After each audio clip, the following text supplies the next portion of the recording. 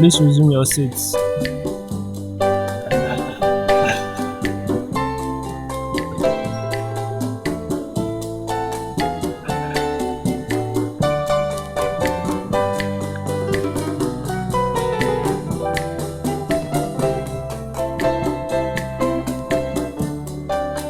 Honorable members, prayers.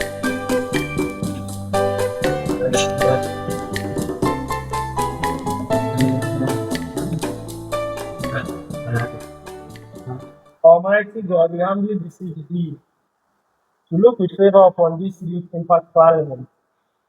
Grant that it might perform its high duty as in thy sight. Give divine guidance to the executive director of the movement. Endow members of parliament with discernment and vision, integrity and courage, that through the labors of this youth parliament, the interests and wishes of the members may be well and fully served, and that good purposes for the common human life be realized in our midst. Amen. O God, grant us a vision of our youth parliament, fair as it might be, a fraternity of righteousness, where none shall wrong his neighbor, a fraternity of plenty, where evil and poverty shall be done away with, a fraternity of brotherhood, where all success shall be founded on service, and honor shall be given to the deserving, a fraternity of peace, where the youth parliament shall rest on the will of its members, and the love for the common good. Bless the effort of those who make this struggle a living reality. Inspire and strengthen our people that they may give time, thought, and sacrifice to speed the day of the coming duty of the Youth Impact Parliament, Ghana. Amen. Honorable members, you may resume your seats.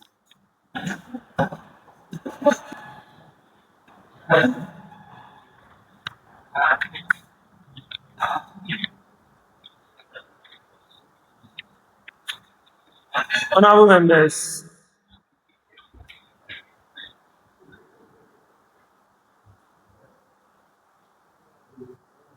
let's move to item 2 on our order paper, which is the communication from the founders. Honorable members, I read the communication on behalf of the founders. Dear honorable members, on behalf of the founders of Youth Impact Movement, I extend warm greetings to this August House. We wish to warmly welcome honorable members to the 10th parliamentary sitting of the YIP Ghana under the Youth Impact Movement. As founders and leaders of this great initiative, we remain grateful to Almighty God, our patrons, stakeholders, partners, alumni, and members for the successful commemoration of the 5th anniversary special joint sitting held on Sunday, 19th of April 2026. The anniversary celebration marked another historic milestone in our collective journey of youth leadership, democratic participation, governance education, and nation building. The anniversary activities brought together distinguished personalities from government, diplomacy, traditional leadership, academia, civil society, and youth organizations. It also provided an opportunity for us to reflect on the journey of the Youth Impact Movement over the past 5 years, celebrate our achievements, evaluate our challenges, and renew our commitment towards building transformational young leaders for Ghana and beyond. We wish to place on record our profound appreciation to all members of Parliament, senators, executive officers, volunteers, committees, partners, invited guests, media personnel, and supporters who contribute who contributed immensely towards the success of the anniversary program. Your dedication, sacrifice, and commitment continue to sustain the vision and growth of this institution. Honorable members, the success of the anniversary should not only be celebrated, but should also inspire us towards greater responsibility, discipline, innovation, and service. As a youth legislature, we must continue to uphold the principles of leadership, constructive debate, policy engagement, and impact-driven advocacy. We therefore encourage all members to continue participating actively in proceedings of the House and contribute meaningfully to discussion that seek to shape society positively. We wish the House a successful sitting. Thank you. Honorable members, that was the communication from our founders. Straight to item 3 on the order paper, which is communication from the Speaker. Honorable members, I warmly welcome you to the 10th Parliamentary sitting of the second session of the 5th Parliament of the Youth Impact Parliament, Ghana. Honorable members, as you all know, today's sitting shall undertake important parliamentary business as outlined on the order paper. The House shall consider the votes and proceeding as well as the answer of the 8th and 9th parliamentary sitting for adoption and correction where necessary. The House shall also receive the Business Committee statement to guide proceedings for the sitting, after which newly admit. Honorable members, under the guest business, the Executive Director of the movement shall make a presentation on parliamentary proceeding to deepen members' understanding on legislative practice, parliamentary conduct, and institutional expectations within YIP Ghana. The major business for today shall be the debate on the motion that this House believes that the use of AI, which is artificial intelligence, in electoral processes will improve electoral integrity more than it will threaten democratic fairness. Honorable members are therefore expected to approach the debate with diligence, decorum, factual analysis, research, and respect for parliamentary procedures. Members are encouraged to make submissions that reflect critical thinking, policy understanding, and leadership consciousness, which is expected of this Honorable House. Honorable members, as I always do, you should be mindful to restrain yourself as much as possible from partisan politics. Please remove your political glasses, your political lenses. You can leave it outside the chamber. When you are done, you wear it and go home. The House shall also make room for questions, statements, and petition under the private business before adjournment. I urge all honorable members to conduct themselves in a manner worthy of this Parliament and contribute meaningfully towards the business of the day.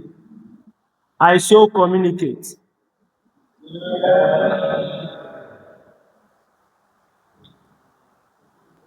Honorable members, commencement of legislative business. Item 4, votes and proceedings of the 8th parliamentary sitting. Honorable members, I believe everyone has a copy of the votes and proceedings.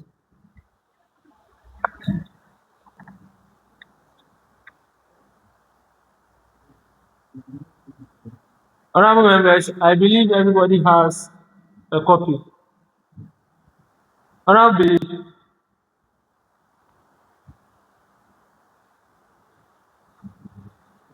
Right. Thank you very much, Mr. Speaker.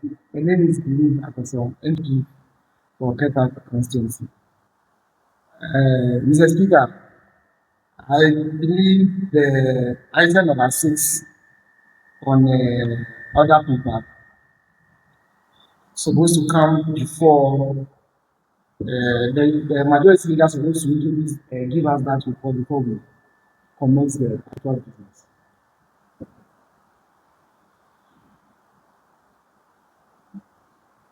Because we don't have the majority to give us what do you call it, the business committee reports, and we are going to commence the business.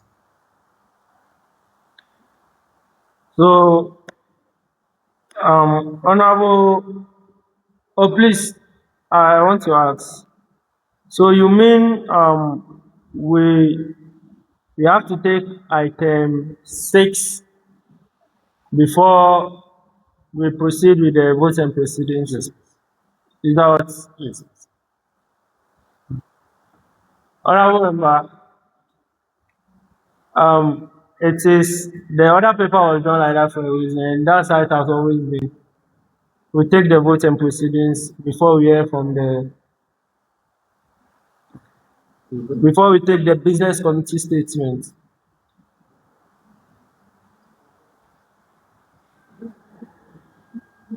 Honorable Majority Leader, let me hear from you.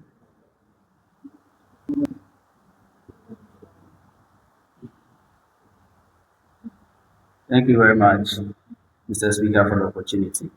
Mr. Speaker, for practices of this House, mostly we don't have votes and proceedings captured on the other paper, mostly. So, right after communication from the Speaker, then the business committee report is being laid on the floor before any other business to be transacted on the floor. So, when you check our archives, you would kindly you will see that that's how this particular item is being treated. Thank you. So, honorable members, so the whole confusion we are having here is the introduction of the business committee. The whole confusion is the introduction of votes and proceedings before the business committee. That's the whole confusion. Okay, so that's the subject matter on the floor, right? Okay, honorable members, this is not the first time it has appeared on the other paper like this. This is not the first time. Unless you want to tell me you have not been observant. Because let's go back to our 8th parliamentary sitting. That was on Thursday, 12th of March 2026. It was a virtual sitting. You can equally refer to the other paper for that day. Let me hear from Honorable Orit.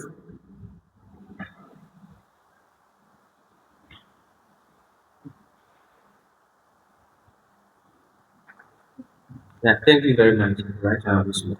The name is Robert Fiao, Deputy Minority Leader of the House. Mr. Speaker, a follow up on what honorable members have said, especially the the question is the vote and proceedings, they are also part of the business of the House. So before the vote and proceedings, since they are also part of business, then the business committee report should be laid before we start business, since they are also business. And leader has made it clear to you that it's something that we've not been doing over the years for vote and proceeding. So most of the time we don't incorporate it into our other people. So this one that it shows, we are just trying to draw attention to it that the voting proceedings are also business of the house. And so far as they are business of the house, the business report has to be laid before we thank you very much. Honorable Robert, the vote and proceedings are records of our former business. Yes. But for today, For today, is business that we are it's captured on other paper because of you have to correct it and adopt it. It's not forming part of the business, main business for today's sitting. When you look at even even our national level, to correct votes and proceedings before the majority leader or whoever is in charge of government business of that day submit the reports for the speaker to continue with business. thank you. We are only seeking for clarification and Yes. guidance. So if it's so, then thank you. Honorable Vixen,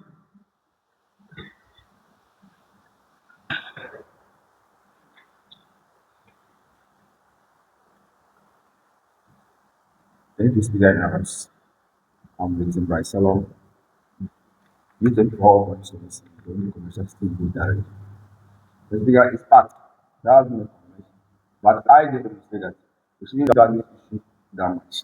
Time is far spent and let's start public justice. So this has been a confirmation.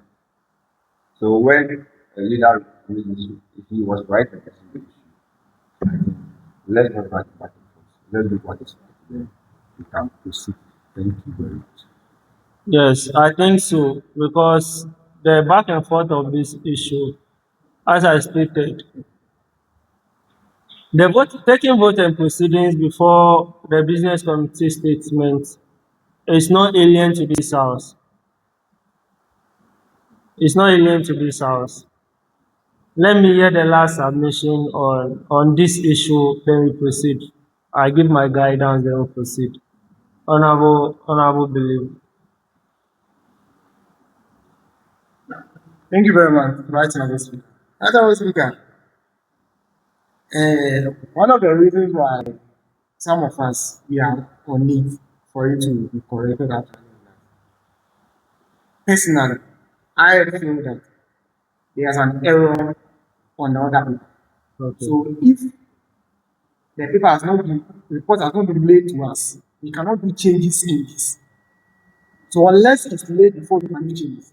Okay, so honorable Believe, is the error affecting item 4 and 5? No. It's not affecting 4 and 5. Okay. So far as it's not affecting 4 and 5, then let's proceed. But After it is late, then Mr. Speaker, you made a comment that item 4 and 5 is not part of today's business.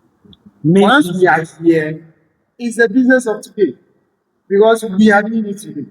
So after the leader rallies, let's do the right thing. And we can. Is this why let's do the right thing?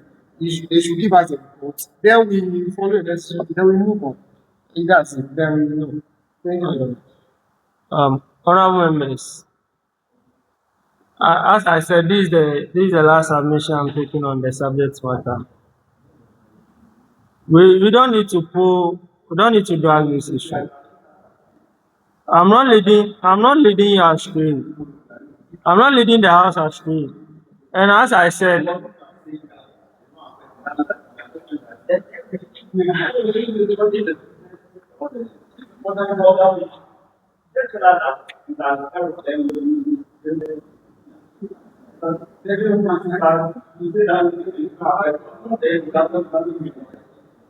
uh, honorable members, order. Honorable members, as I referred to you, I referred you back to our 8th sitting.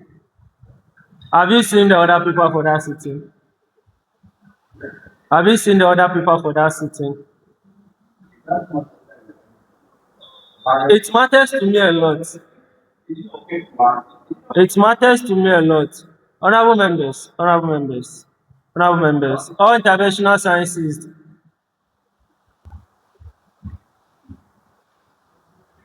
honorable members. As I said, let's proceed with item number 4. Vote and proceedings of the 8th parliamentary sitting. Honorable members, you already have the vote and proceedings of the 8th parliamentary sitting. Honorable members, page 1.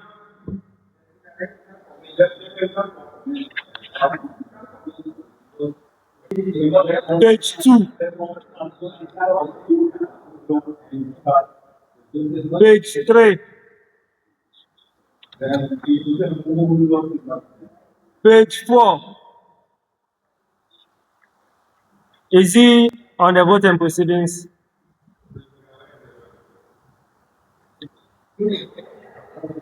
Honorable member, honorable member, honorable member, honorable member. The document has been shared electronically. It's over 24 hours now. Over. So if you have not seen the document, meaning you don't check your pages.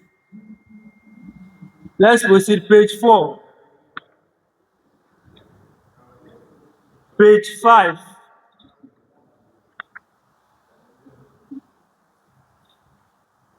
Page 6. Page 7.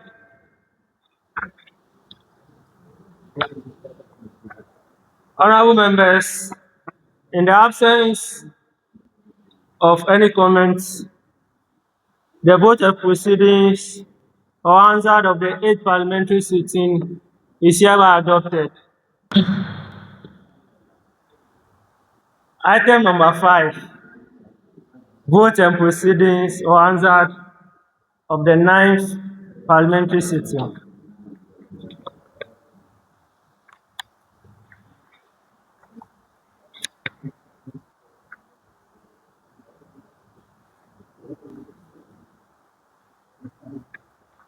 Honorable members, page 1,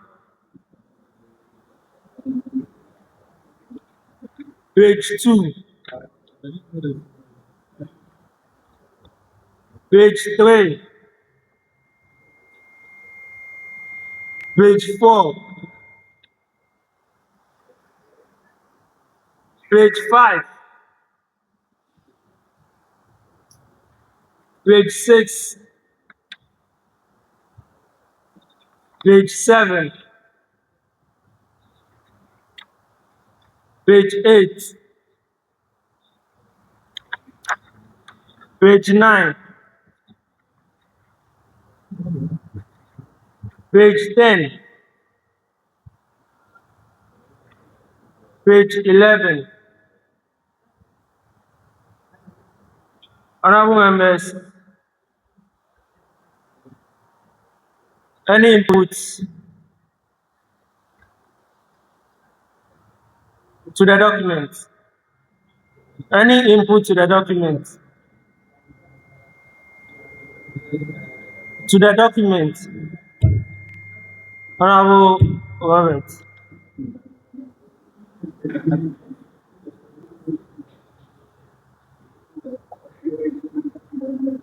Thank you very much, Right Honorable Speaker. We are really the name is Robert Young, the Deputy Minority Leader of the House.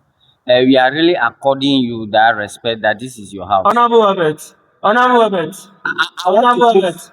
If it's not corrections to the document, we are on right now. Please resume your seat. Yes, it's a correction.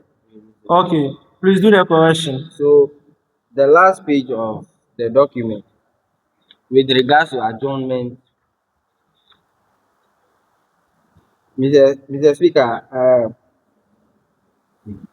I've I've seen it run through the first one as well, that with regards to adjournment, the name of the movers of the motions are not being captured with regards to adjournment. So I want to know if the table office are not taking notice of those who move motion for adjournment to be done, because when you see the other or the previous pages, those who speak with regards to every objective, then the name of such people are being captured. So those who move motions should also be captured, so that when anybody pick a document, he will be able to refer to people who move motions for adjournment of meeting. Thank you very much. Thank you very much for the correction. Table office, please take note. Any other correction? Table office, I have a personal correction too. On page 7, the address by the Volta Regional Minister. He also encouraged us to involve in environmental cleanliness efforts. I didn't see it in the minutes. So please take note and effect the changes. Apart from that, I think everything is fine. Unless there's other input to the document. Honorable Majority Leader. All right. Thank you very much, Mr. Speaker. Mr. Speaker, when you glance through the document very well, you could notice that most of the invited guests that came, their portfolios are not well captured. Let me make reference to two invited guests, the person of His Excellency Captain Retired Kudo. You just captured His Excellency. Is he the President of Ghana or where? If he is the ambassador to Hague, Togo, or China, it should be captured as such. And then also Dr. Soji Tete, who is he? We all know who is he in this country. So all those details should be captured so that name similarities will come. I know two people that are called Salah Tete, but they are two different individuals. But the moment you just capture Salah Tete, we might be confusing who the exact person we are referring to. So those details should be taken into consideration when drafting the proceedings. Thank you. Well noted, Majority Leader. I'm not defending the table office. I'm not defending them. But when you look at page 2, page 2 has all the names of the dignitaries in details and their portfolios. It runs to page 3 too. So I don't think if you refer to it, but I'm not saying I'm defending the table office. They will affect that changes in this one note. The table office, please take notes and effect the changes. You have something? Thank you very much, Vice President Speaker. Yes. So what I also want to add to it is that once you catch up on it, you should be consistent. As the leader of the House said, I know 3 people who are called Isaac Mensah. So we can have those 3 people over there. Let's say as first as the Mensah made a comment, then because and the second one you don't do. So what consistency is the goal. So follow it up. You should follow like that. Thank you very much. So you want it to be like when Honorable Believer was all speaks, we should add his constituency to it. Okay. Well noted, well noted. Table office, please take note. I think that's all the changes to this document. Honorable members, the vote and proceedings of the 9th parliamentary sitting is hereby adopted by the House.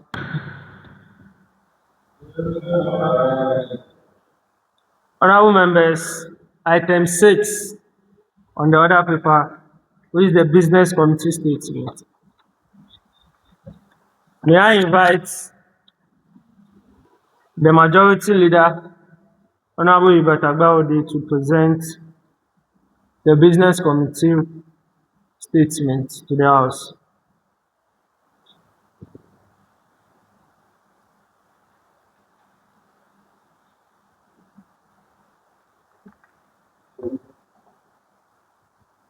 Thank you very much, Patron Speaker, for the opportunity to lay the business committee statement on the floor. In the second session of the Fifth Parliament of Youth Impact Parliament, Ghana, of Youth Impact Parliament, for the fifth sitting of the second session of the lower chamber of Youth Impact Parliament, Ghana, on Sunday, May 17, 2026. Before the commencement of business, we had the opening prayers, followed by the communication from our founders. Thereafter, we had the communication from the speaker, and we then moved to the commencement of legislative business, where we had the votes and proceedings of the eighth parliament and that of the eighth parliamentary sitting and the ninth parliamentary sitting. Thereafter, we will go with the official introduction of youth MPs. Then we will go with the commencement of guest business if he's able to join us here. Then we move to the commencement of debate for today, which reads that this honorable house believes that the use of artificial intelligence, as AI, in the electoral processes will improve electoral integrity more than it will threaten democratic fairness. As our honorable speaker stated, we should debate devoid of political colors, and then we should debate constructively. So that's today's motion for this sitting. And then we move to the commencement of private business, where if there are any questions, statements, or petitions will be taken, and then we adjourn to the 11th parliamentary sitting, which will also be our fifth joint sitting for the fifth parliament. On this note, Mr. Speaker, this is the business committee report. Thank you. Thank you very much, Majority Leader. Honourable members, any inputs? Honourable members, let's before he makes his inputs, please let's value the business of today. I want the commencement of private business to move before we take the commencement of the guest business. Meaning, after item 7, we take item 10, 11, and 12 before we take item 8 and item 9. Then we'll continue in that order, and we'll take item 13 too.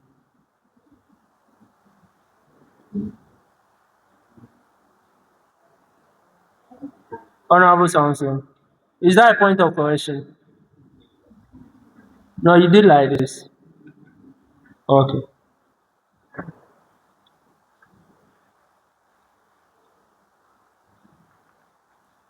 Right, Honorable Speaker, thank you so much for the opportunity. I'm the person of Samson Setrafia, Youth MP for Boku Central, and I'm the ranking member for the Publicity Committee. Speaker, I have an observation on the other paper, although seek clarity. Okay. But then I think it couldn't have bring it to the attention of the House. When you look at the debate, I know this, we are working with an official document, and this is what we have on the other paper. But some of us read the caption on the platform attached to the other paper.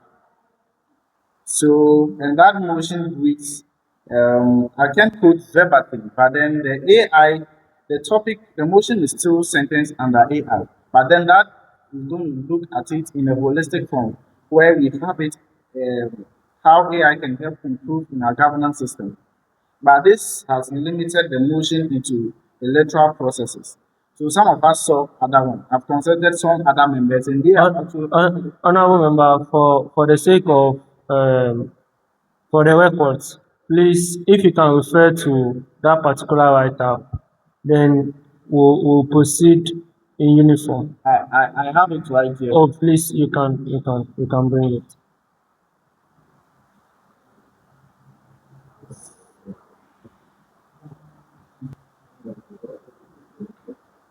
Okay, so main business debate on the motion. This is sent to the YIP Fifth Main Parliament platform at 12:53 p.m. GMT. I think that is today. Today, yes. All right, and Which of the it reads. pages? It reads Which of the pages? the Fifth Parliament, May. And so the caption attached to the 10th parliamentary sittings flyer, which is also considered, I may say, an official communique, it reads the motion that this Honorable House believes that the integration of artificial intelligence into governance will improve public sector efficiency more than it threatens accountability and human oversight. And I've actually confirmed from other honorable members who have prepared for this particular motion. So I don't know which people have actually prepared for this one too. So I want to draw the business committee to actually address this one. And not to also forget, I think it's important I use this opportunity to comment on the observation of the other paper. When the the discussion was going on, I was not given the opportunity. When we look at, I'm having with me on Friday, 27th March 2026, other paper of the Parliament of Ghana. And this is the 32nd sitting of the first meeting of Parliament of Ghana. Looking on the other paper, we have prayers, roll call, message from the speaker, message from the president, and the formal communication from the speaker. We have correction of vote and proceedings, which has actually matched what we are doing here. And I believe that we are trying our possible best to mimic the national parliament. And I agree with the document. However, when you look at the convention of the national parliament, and I believe we are all learning, the business committee report is taking a week prior to that particular sitting or that particular week. So business committee reports delivered by the majority leader would be taken today for next sitting, which means that would have addressed whatever challenge honorable members may have prior to the sitting. But what happens here is that we've not agreed or we've not adopted the business for the day. And we've gone ahead to conduct business on correction of rules and proceedings for the 8th parliamentary sitting and correction of rules and proceedings enhanced that for the 9th parliamentary sitting. So I think it's two different things. The convention that we want to practice, I believe we can mimic it in the right way. So if we are following their other paper, but we don't read business committee report prior to the sitting, it's affecting business. Well, we can just make adjustments and bring our business committee statement to the top, maybe 3, before we take votes and proceedings. All things being equal, we can also agree. Then at the end of today's business, Honorable Chairman of the Business Committee will take the business committee statement for the coming week or for the coming month. So meaning that business would have been sorted by the business committee for the next parliament or for the next parliamentary sitting. So I believe if the House agree, is a little thought. I also want to bring to the House. We are all learning. I thank you for the opportunity. Honorable member, thank you for the insights. Let me address, you raised 2 issues. So the first one is on the motion. Honorable members, I must say for a fact that when you look at the flyer shared, it was this motion that was advertised, but it's quite unfortunate that the write-up was saying a different thing. But on the flyer, this was the actual motion that we were supposed to do today. And secondly, on the issue of the business, on the issue of the business committee's report or statement, I think if we are mimicking our national parliament, then we have to do it in the right way. Okay. So I think for documents, for the sake of documentation, this is how it should be captured. So trying to solve all this, I think, as he suggested, we'll take the business committee report for the next sitting before adjournment. And I think that one we'll look at it and maybe we'll effect it in our next parliament if it's feasible.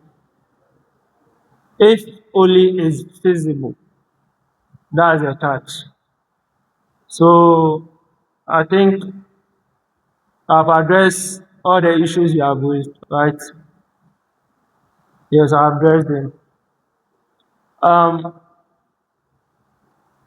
Is it correction to the document or is outside? Is a correction to the document? Okay, so let me hear from Honorable Samson first. Honorable Samson.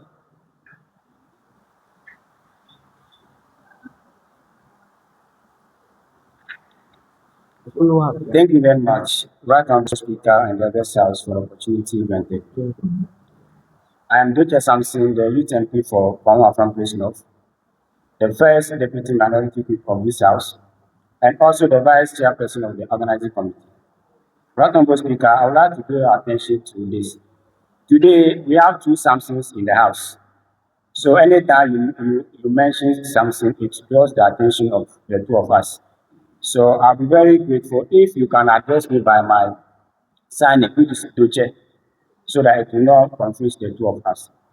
Secondly, I would like to know whether the motion is going to be for and against, or we are going to share our views generally on the motion.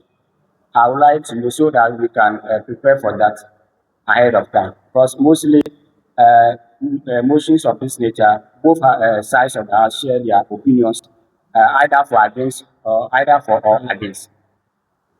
Then the third thing I want to talk about is, Right Honorable Speaker, we have a lot of national issues in the country. The legal education reform bill has just been passed. The value for money office bill has also just been passed. I think we can pick any of these laws and then discuss in this House. But this particular motion on AI, I think this is the third time we are going to debate on AI in this House. So I'll be very grateful if we can be taking issues that are topical in the country and then debate in this House. And the structure of the motion has been a student debate structure. So I think we can pick those documents. Even the address of the president is also there. We can also debate on that. On this note, I would like to thank you very much for the opportunity. I thank you. Thank you very much, Honorable Chair. You want to be strategic in bringing out your request. Say you want us to do political debate, but you're putting it in a way that will be strategic for you. One noted, Honorable Samson, I'll leave that one for the business committee to decide on the motion that we debate. And on your question, the question you asked, I think is best for me to leave it for the chairperson of the business committee to answer. Whether it's for or against or it's a uniformity. So I think that one, let me leave it for the chairperson of the business committee. I don't have the answers.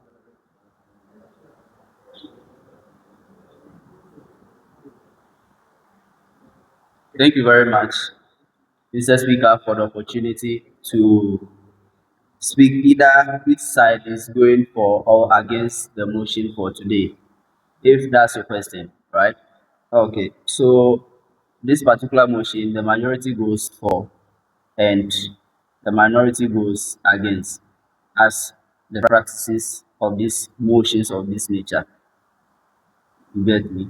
And then also a very sensitive issue raised about the motion being a student's life motion. You know, uh, in as much as you are perceiving it, today is not the first time, but your concern is well noted. You know, you have people from your caucus also being part of that business committee. And what you value for money law bill that have been passed into law, you can equally, since it's not here, you can equally put it in a form of statement that you can actually add your voice to. You understand me? If there are any questions, you put it in a form of question. So since we are all growing up, adding our voice to national discourse, I think that could equally enlighten members of this house to also be abreast with the happenings of the current bill that have been passed into law. So, Mr. Speaker, thank you very much. Thank you very much, Honorable Majority Leader. Um, is there a follow-up? A follow-up? Well, let me hear your follow-up before I take a new submission.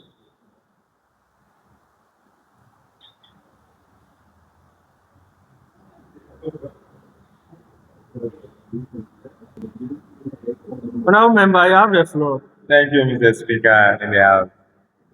My name is Donovan Magnet, Youth MP for South of State. Mr. Speaker, following up on what leader just said pertaining the motion today. Mr. Speaker, sometimes some of these motions are, let's say, in the right direction. And as youth, we need some of these mediums to promote some of these emerging issues of artificial intelligence. So some of these motions, when they come, I think going for and against should be done away with. Let's share our thoughts on some of these motions, since it's something that is is in the good direction for us all, because we all see the impact of artificial intelligence on whatever we're doing now. So we should consider some of these motions for making inputs either than the two sides debate. Thank you. Okay. Well noted. Well noted. Let me hear the last submission from Honorable Belief. Then we adopt the business committee statement. All right. Thank you very much, Honorable Speaker. Honorable Speaker, we just finished a well-deserved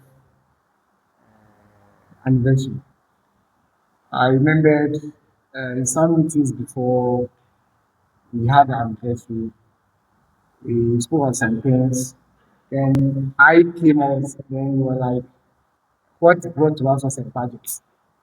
Once it's a budget, figures will change. So I was expecting today, this other paper, then we will see a report from the budget committee to us today to tell us what transpired from the anniversary. But there's nothing here. Because the reason I'm on it is because I asked a question, then he said it's a budget. A figure can change. So now we are done. So we have to now bring that figure and correlate because it's money involved. Thank you very much.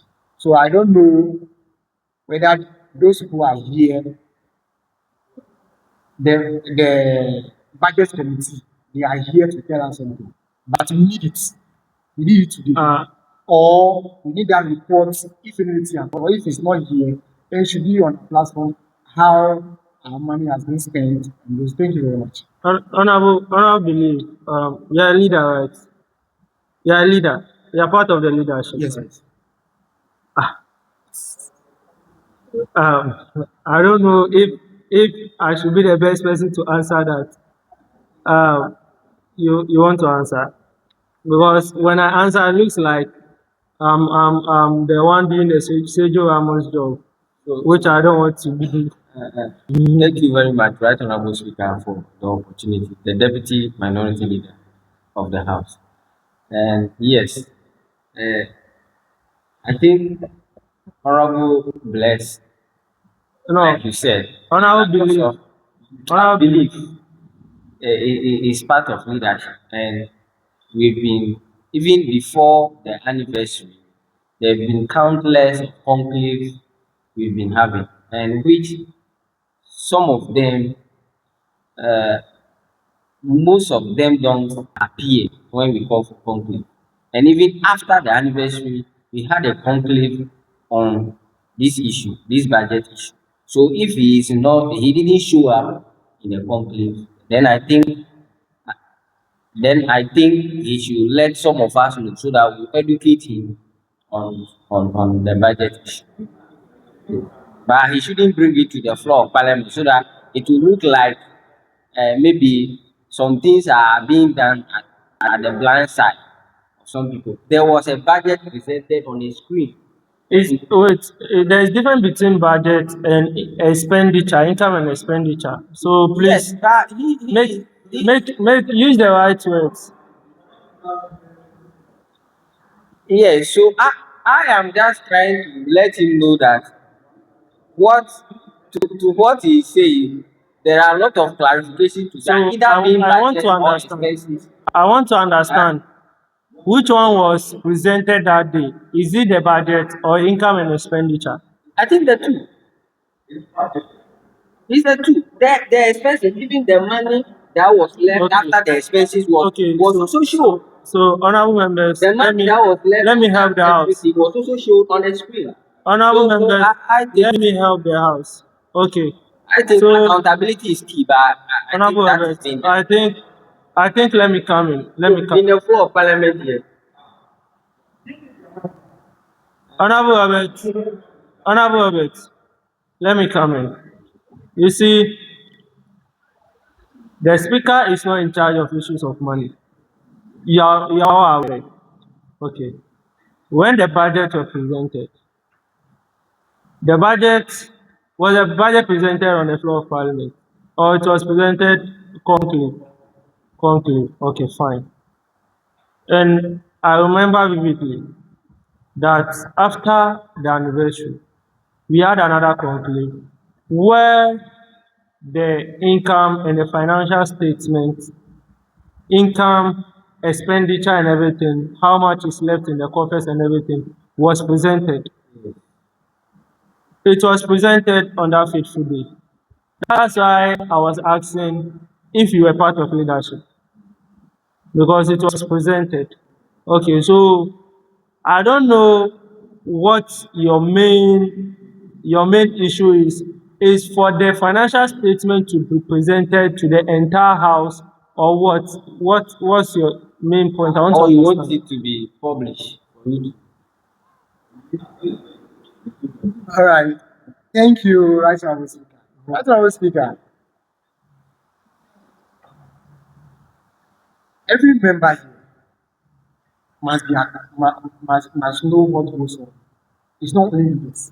Other than that, the members that are not part of that conclave will be pointing fingers to us. Okay. So even at Parliament, ministers are brought to answer questions, and also they also come and tell us how things transpire. So if we are here saying that because it was presented at conclave, so therefore we don't need to bring it here, then what happened to other entities? We are all this is the house. So everybody must know what transpired, so that we know what to make. Because we are always here, donation comes in and out. Honorable believe. I'm not cutting you short. I want you to raise this issue. We should discuss it in entirety before we adjourn. I want us to take a special segment on it, because right now the business here, we are trying to adopt the business committee statement. And looking at it, we are digressing from the main issue. No, Mr. Speaker. Yes, Mr. I understand you. I understand your issue is you want a financial income and expenditure should be captured, be advertised as an item on the other paper, right? Yes, I understand you. Even if we can take it, even if we had it today, I don't think we are prepared to get the income and expenditure or anything today. You get it? So that's why I'm saying you should hold your horses. We will discuss this issue before the adjournment. Let's adopt the business committee report or statement, then we'll proceed with the business of the day. Then before adjournment, then we'll discuss your issue in entirety for the house, then we'll adjourn. All right. I think I'm All right. okay. Mr. Speaker, before I take my seat, you made a comment that we are diverting from the main business. Yes, And our leader of the house read to us, submit to us business statement for the day. yes. So we are doing correction on this document. If you have So- to correction, okay. So if you are telling me or the house that we are diverting, no, I also feel that something should be included. So you say we are diverting, we are doing the right thing. You don't understand So when the I word say we are directing- directing. We are not talking right now. Do you know? Right now, we are not talking about the inclusion of the financial or income and expenditure on the other paper. We are moving to the presentation. Why is it that it was presented in conclave? Why not here? That's the impression I'm getting. No, I came, Honorable member. I was saying I Honorable should be member. included here. Okay. So, Well so, noted. Well noted. Please resume your seat. Let's proceed. thank you.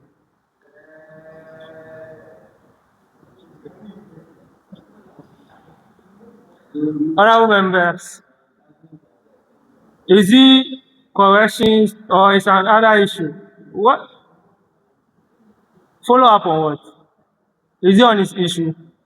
Then if it's a follow up, I'm not taking follow up. Honorable members,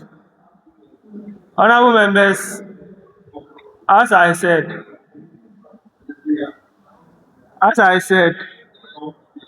honorable members, as I said, we'll take the commencement of private business before we take the commencement of guest business, meaning we take item 10, 11, and 12 before we come back and take item 8 and item 9.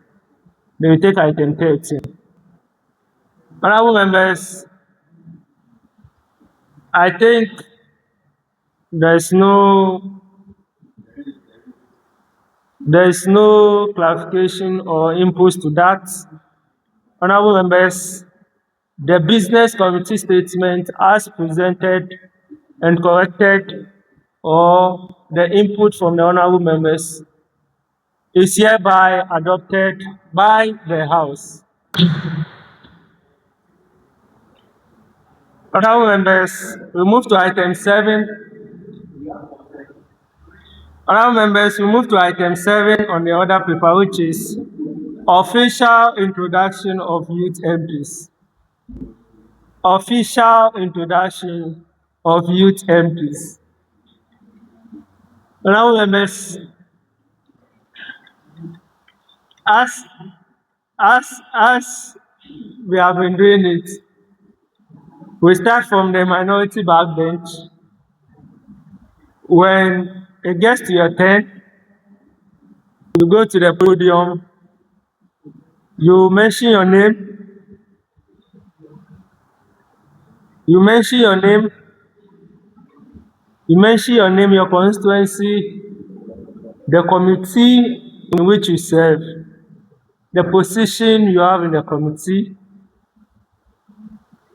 and if you have short remarks, you add it. Honorable members, let's start from the minority backbench. I know we have observers in the house. You have the opportunity to introduce yourself too. So I think let's start.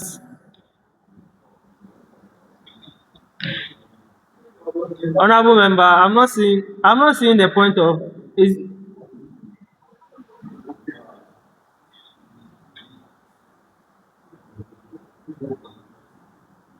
I am on your feet. Oh, and I see you. Honorable Hubert, please, what what's the issue? All right, thank you very much. A very quick one. Mr. Speaker, you know it's not an easy task for you to rise through the ranks and become a leader of a caucus. Yes. And we are forgetting something here. In as much as a leader comes in very late, I think once you are in, that opportunity should be given you to sit at your rightful place. So with Kanye, I think the minority leadership, I don't know if they demoted him to the back, but if it's not so, I think by the protocols, he should be acknowledged and then given his rightful position. Thank you very much.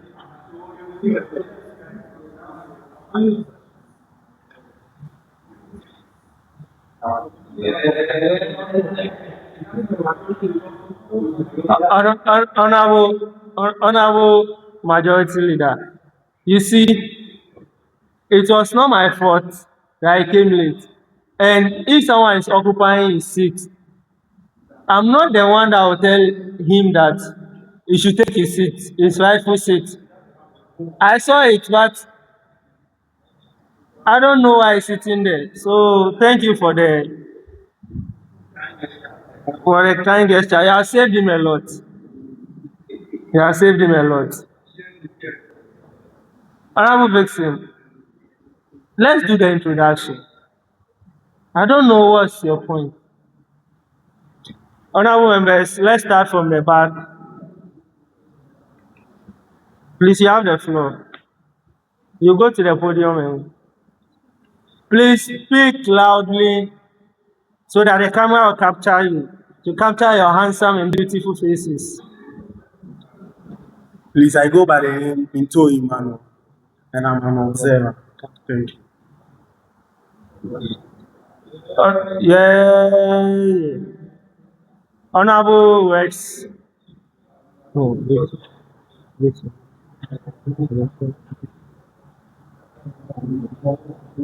My name is Rex Wise, and I'm also an observer. I didn't hear your name. My name is Rex Wise. I'm also an observer. Thank you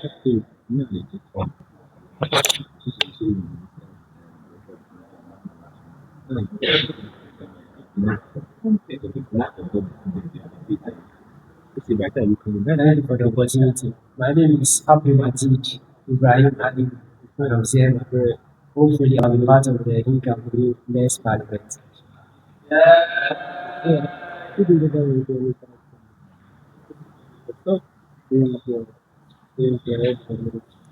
My name is Hussein Shameketo, an incoming MP for Karaga constituency in the state parliament.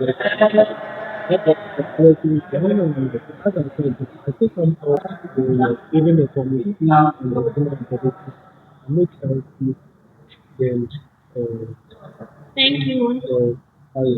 Right, Honorable Speaker, for the opportunity. I go by the name Comedian Figi, Ewenam. Student, junior MP for St. Augustine State of the last 10 dollar compost club. Thank you.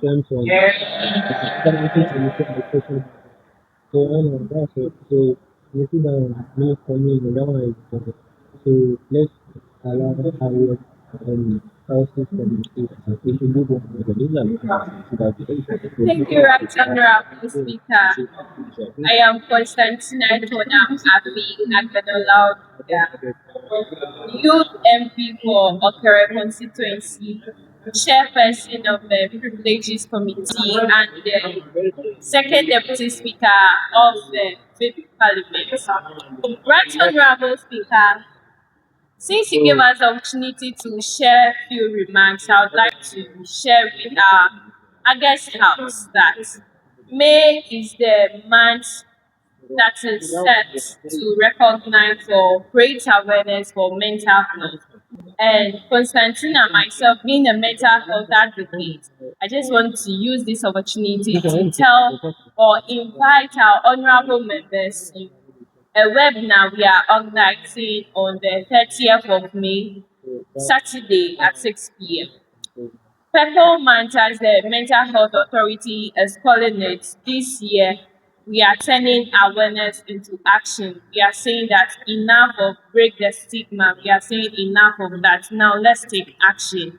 And here at Polytechnic University, we also started that with the institution, or we also started that with this club called Mind Allies Peer Counselors, with the hope that as peers we find it safe and comfortable enough to confide in our own peers.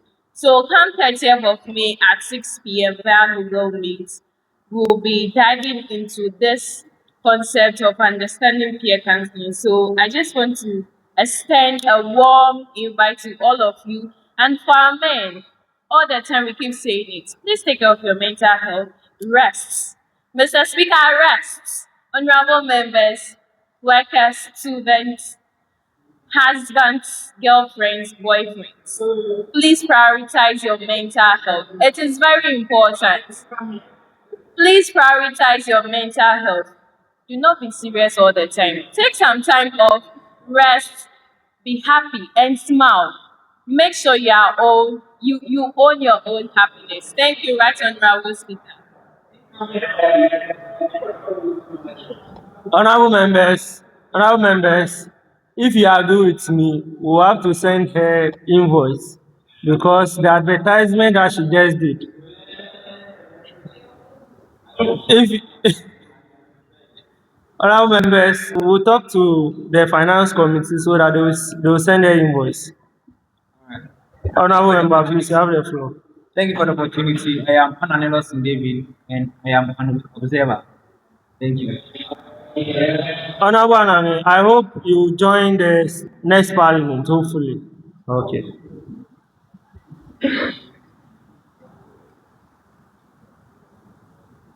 Thank you very much, Right Honorable Speaker.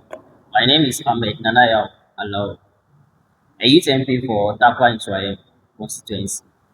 And this is my first time joining you guys. So I hope to learn from you guys. Thank you.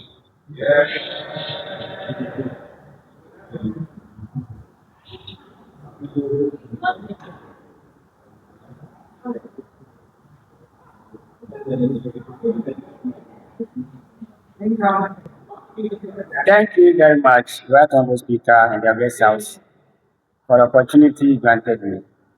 I am Dr. Samson, the youth MP for the lovely people of Congo Afan Place North, the first deputy minority people of this August House, and the vice chairperson of the organizing committee.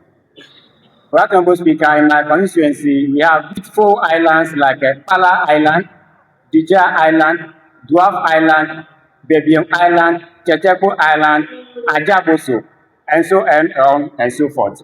We have beautiful islands in our constituency. So if you want to go on excursion, look no further than Kong Afan Place North. Right Honorable Speaker, I would like to again draw the House attention to this. It has been about 8 months now when the ferry transporting passengers from Pandu Toko to Agoreke has been broken down. And as at now, we have not been hearing anything. So I want to use this platform to appeal to the duty bearers that they should work very fast on the returning of the ferry so that we will not be crossing with the boat again. When you cross with the boat, is very dangerous when there is a storm. So through this platform, appealing to the duty bearers to speed up work on the ferry. I thank you very much. Honorable Maguires, please, before you introduce yourself, Honorable Samson, I remember the first time you raised this issue on the floor of Parliament. I vividly remember. I told you to prepare a statement on it and present it on the floor of Parliament. So it shouldn't be like you made it known to the house and nothing, or we didn't take uh, we didn't care about what is happening to your constituents. Whilst I gave you the opportunity for you to present a statement on it, I told you prepare a statement. I'll adopt the statement and you present it to the house. But you are making it seem that like you see how it is. If I'm not here to clarify, like it will be like the speaker doesn't like my constituents. Already has made his constituents know that the speaker is biased. You get it. So Honorable Samson, please do the needful. Honorable members, I would like the minority leader of our campus, of our new campus club, to introduce herself. Honorable member, please introduce yourself for the records. You can't come to the house and come and hide. She did. Oh, yes, let me hear it. I didn't see.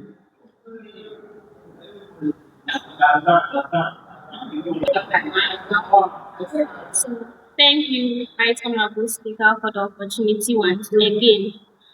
I go by the name Commander Forgive Ewenam, Junior MP for the Ola, Junior MP for St. Augustine Dom 7, and the Minority Leader for the Ola SHS YIP Club. Thank you. Thank you very much. Honorable Mark Bless, right now you can proceed.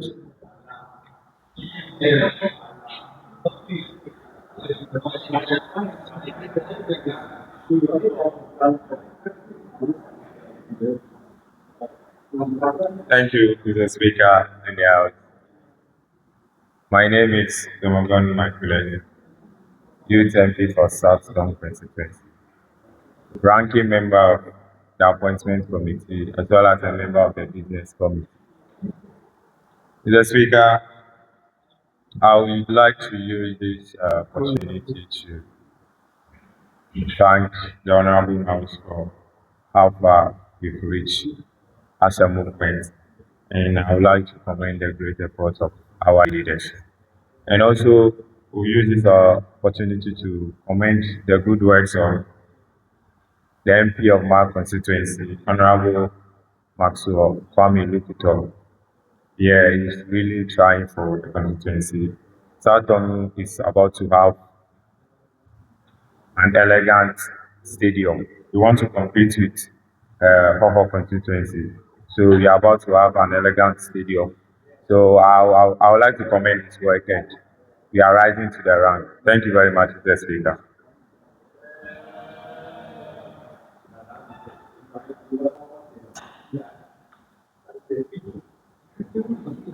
Order. Yeah, thank you very much, Right Honorable Speaker, for the opportunity. Yes, my name is Robert Yaon, the Youth MP for the lovely people of Practice constituency, the Deputy Minority Leader of this August House, and I'm also the Vice Chair on the Intelligence Committee. Yes, Right Honorable Speaker, there are some concerns happening in my constituency that I would like to make known to duty bearers using this platform. Yes, on the 21st of September 2025, a town in my constituency called Agbenorlawoduga. Yes, they've been having challenge with their transformer. So you can just look at the number of months after 2025 and we are in 2026. So for almost about 8 months to 9 months, they've been in darkness. So I'm using this platform to call on the duty bearers, Honorable Nelson Kofi Jabab, the MP for Kratchis constituency, the MC, Safun Kitia. I'm calling on the Regional Minister of Oti, Honorable John Koju Ajapon. I'm calling on any other duty bearers or any NGOs that they should come to our aid and help the lovely people of Akasapope. They need their transformer to be fixed. To be in darkness is a dangerous thing. So I'm calling on all these people to come back. Uh, I can still say that there are a lot of developmental work going on in my constituency. For example, the Dambai Bridge is ongoing, which is going to help for the OT region people to feed Ghana. Right now, I have been making it known in this house that the OT region people have the capacity to feed the whole of Ghana, and I'm very happy that that bridge commencing will help the people to feed the whole of Ghana. And also, I want to use this opportunity to congratulate my MP from the constituency, Honorable Nelson Kofi Japan. He is doing marvelously well, greatly well. Thank you very much, Right Honorable Speaker. Honorable Robert, I'll also send you an invoice. Don't worry. We move to the majority side. Please do it in the orderly manner. Nice one. Thank you, Right Honorable Speaker. My name is Unugbe Orlando, aka Tigawe, Youth MP for Pete South Constituency, Vice Chairperson of Local Government Committee. Thank you.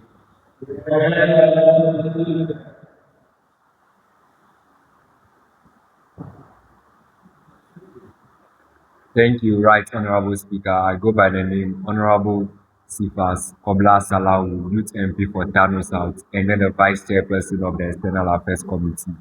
I want to use this opportunity to encourage our fellow citizens or youth that were attacked in South Africa during the xenophobic attack that they are welcome home and then they should feel Ghana and then enjoy Ghana. There are better opportunities in Ghana that they can explore that in other countries. Thank you.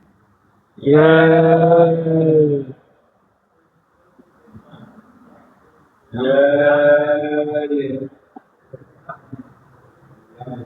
Thank you, Right Honorable. Sorry. Thank you, Right Honorable Speaker. My name is Beyond Kwakwe, Deputy Clerk Finance. Thank you.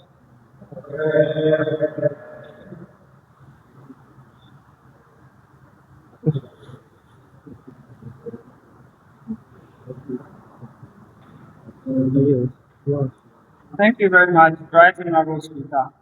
I am in the person of Atiku Kwakwe, representing Bukai North constituency, and also on the Privileges Committee as the Deputy Ranking Member, and also the Cluster Head Deputy Ranking Member. Thank you.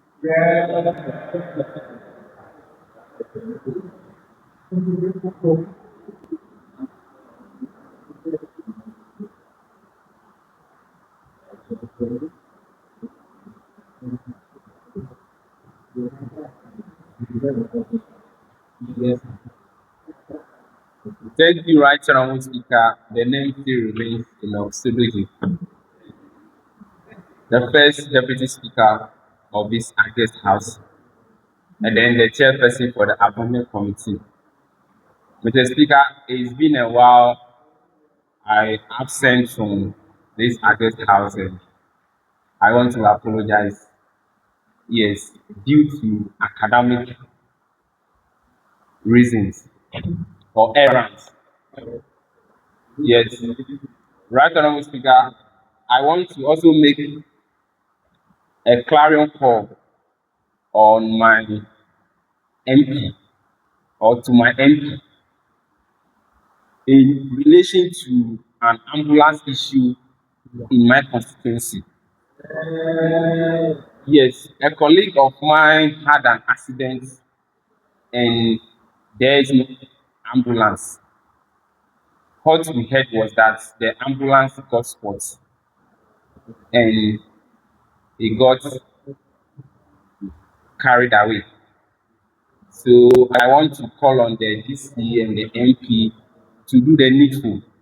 And also myself, I'm an agriculture engineer.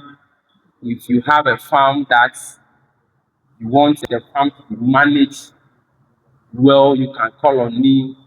I'll do that for you perfectly. Thank you very much. I specialize in both crop and animal farming. Thank you.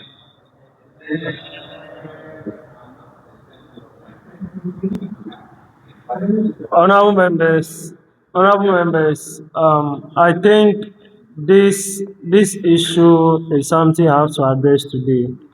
You see, when you are introducing yourself and you are saying the name still remains, I don't know if the name will change in the future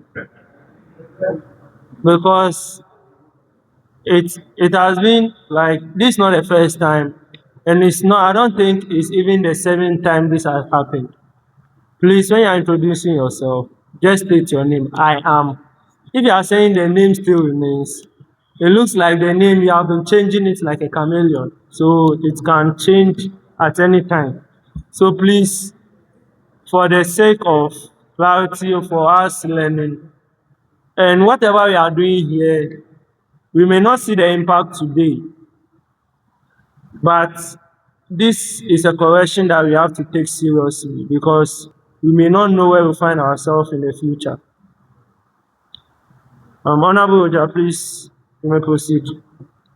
Okay. Thank you, Mr. Speaker in the House. My name is Koja Ayabizonbe, the youth MP for Bali constituency, the chairperson on the Committee of Trade and Industry, and also the financial officer for the Youth Impact Foundation. Thank you.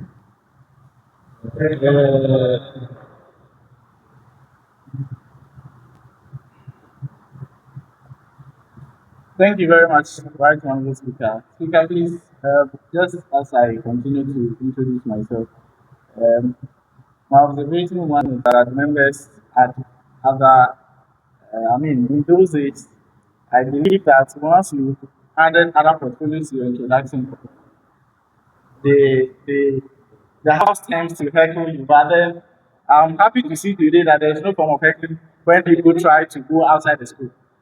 Having that said, I believe that some of the things members are actually saying can be captured under statements. I'm here to introduce myself, but then I'm the ranking member on the publicity committee.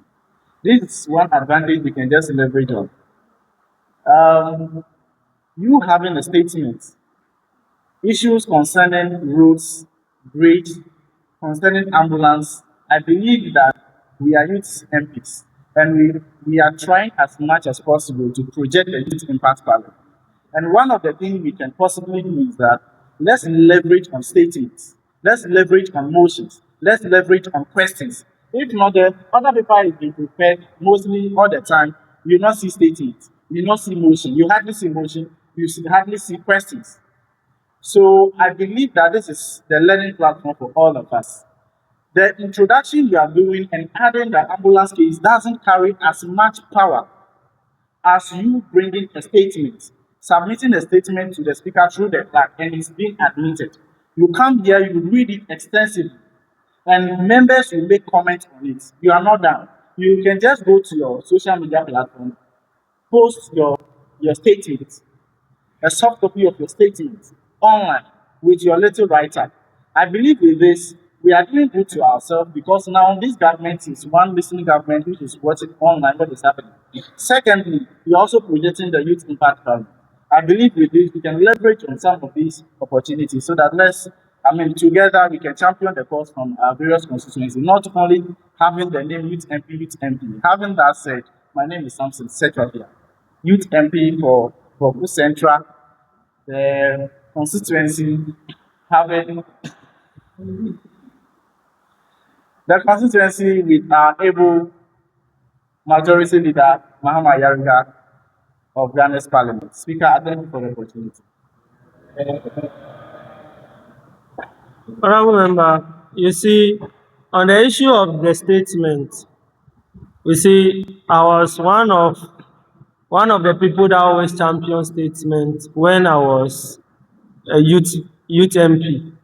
You see, and I always encourage MPs when they bring their issue, I always try to tell them that they should write a statement on it, come and present it to the House. As you can see, it died when I left youth MP, but I'm glad today I've admitted the statement. So let's see how it goes. But as he said, I encourage every honorable member to develop a habit of at least presenting at least the whole parliamentary year, at least present 2 statements. Each member can present. You are part of a committee for a reason. If you are part of external affairs, you can write on the South Africa's xenophobia attack, present it to the House. We'll do our input. We can cut it and share it on our social media platform. That's a way you can publicize yourself, as well as you are publicizing the entire YIP. Committee on Intelligence, there's a lot to write about in Ghana. Committee on Education, that one, cases never end. Every day there's a new issue on education, human rights, agriculture. Please, let's develop the habit of writing statements, please. Honorable members, please, I charge you. At least if you cannot do it, this parliament is getting expired. But let's see more in the next parliament, that's the state parliament. Let's see more statements. With that said, let's continue with the introduction. Thank you, Right Honorable Speaker. Right Honorable Speaker, my name is Bosson. I'm the I'm the majority people of this house and also a member of the privilege committee, a member of business committee, and also I am a marketer by profession, a researcher myself. So as other people have told the live running, let me also told them for today. For some time, there's been a misunderstanding in social media that the astroturf that was brought to Anglo constituency is supposed to be in Keta. But the last time, my MP took time and explained in a town hall meeting that it was brought by the Fadada. The chief was not brought by himself. So the thing is supposed to come to Anglo constituency, not Keta constituency. So all those people who are saying, embarrassing our MP that a project was brought, then have to take it to Anglo, is not true. So as a youth MP, let's also have that in the back of our mind that this is the truth of it. Thank you very much.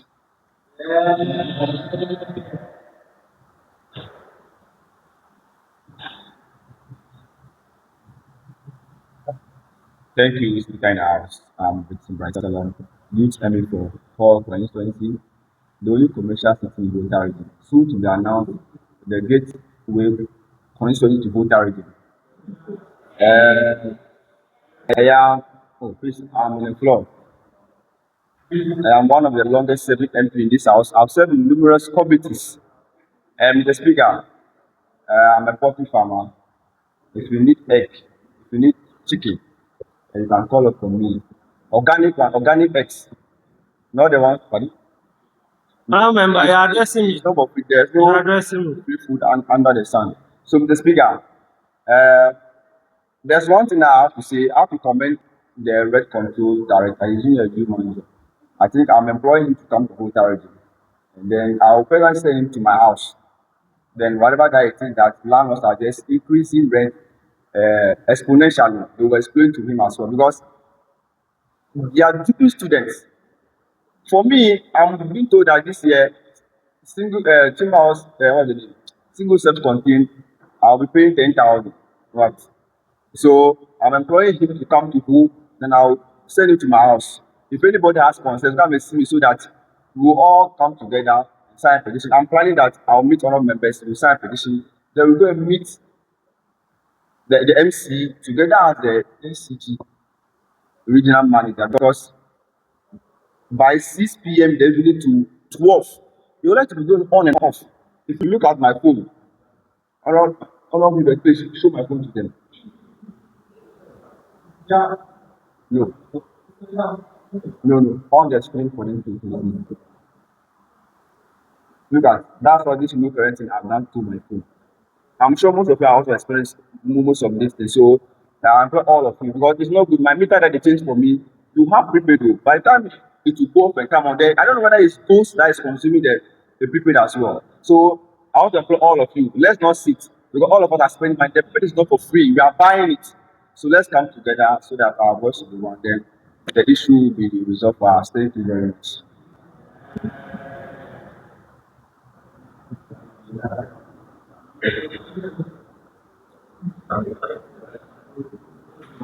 Honorable Vexen.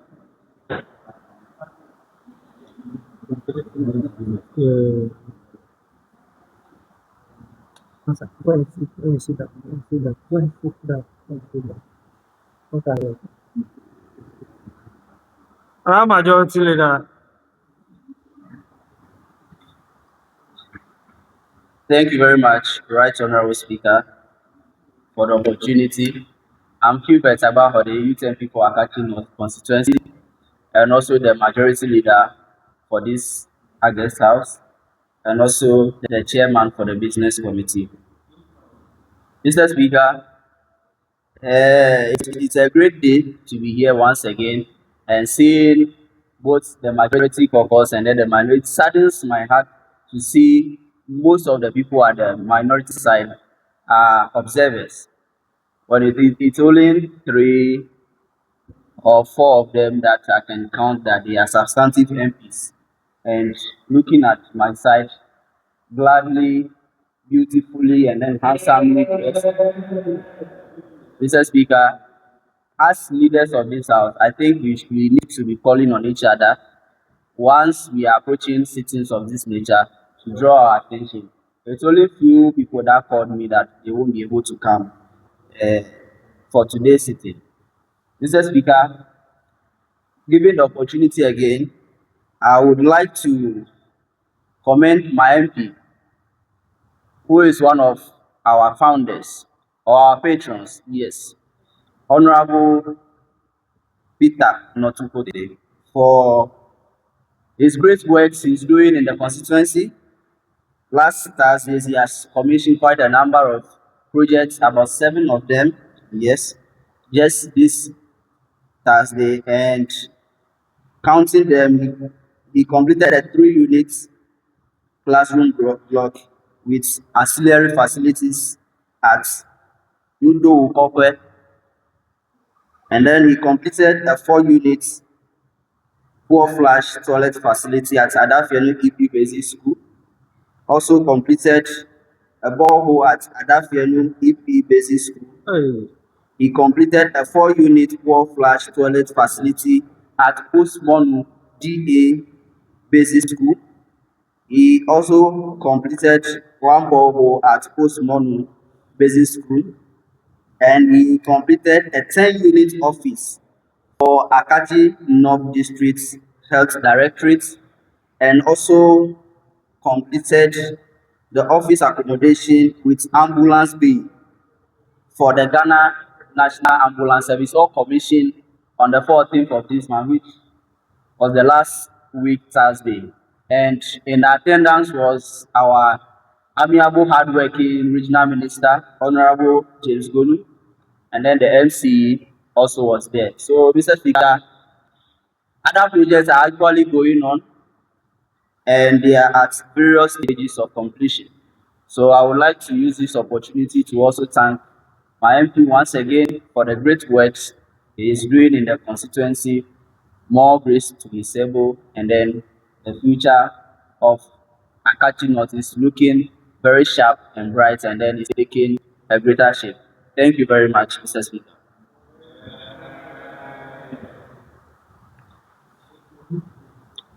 Honorable members, I thank all of you for introducing yourself.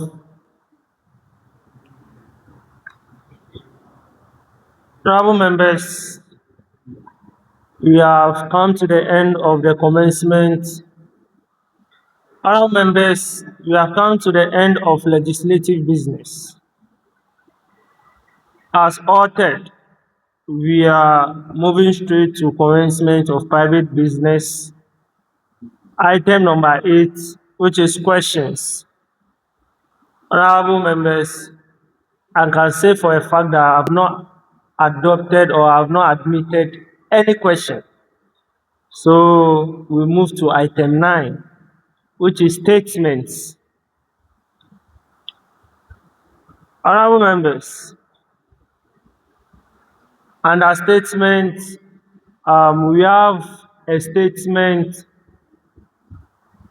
standing in the name of Honorable Samson Sechufia, who is the who is the ranking member of the Publicity Committee. Honorable Samson, please, you have the floor. You said I should address you as Honorable the Chair for today. And why are you on your feet? Honorable, you have the floor.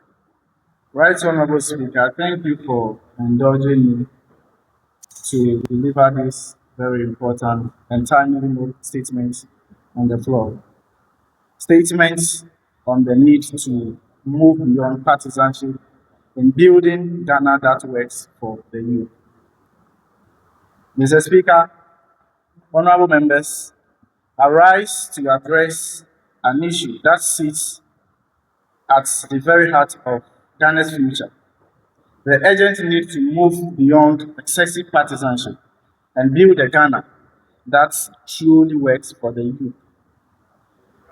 Our nation stands at a critical crossroads. Ghana is blessed with energetic, intelligent, creative, and ambitious young people. Yet, many of our youth continue to battle unemployment, economic hardship, limited opportunities, and growing frustration about their future. Right, Honorable Speaker, the young people of Ghana are not merely asking for promises, they are demanding opportunities. They seek quality education, employable skills, access to technology, decent jobs, entrepreneurship support, and a governance system that listens to them and includes them. Unfortunately, our nation discourse has become increasingly dominated by political divisions rather than developmental solutions. Too often, national issues are viewed through partisan lenses rather than patriotic lenses. As a result, the ordinary Ghanaian youth suffers while political arguments continue. Right, Honorable Speaker, the young people of this country deserve a Ghana where one, merit is rewarded above political affiliation. Opportunities are accessible regardless of party color. Innovation is supported through deliberate national policy. Leadership prioritizes service over propaganda. National interest rises above partisan interest. The future of Ghana cannot be built on political hostility alone. It must be built on collaboration, accountability, competence, and visionary leadership. Right, Honorable Speaker, youth unemployment remains one of the greatest threats to our national stability. Every year, thousands of graduates leave our institutions with hopes and dreams, only to face uncertainty and disappointment. The situation calls for urgent and practical intervention. We must therefore strengthen technical and vocational education, expand investment in entrepreneurship and industrialization, promote digital innovation and technology-driven jobs, create fair and transparent employment systems, and also encourage private sector participation in youth development.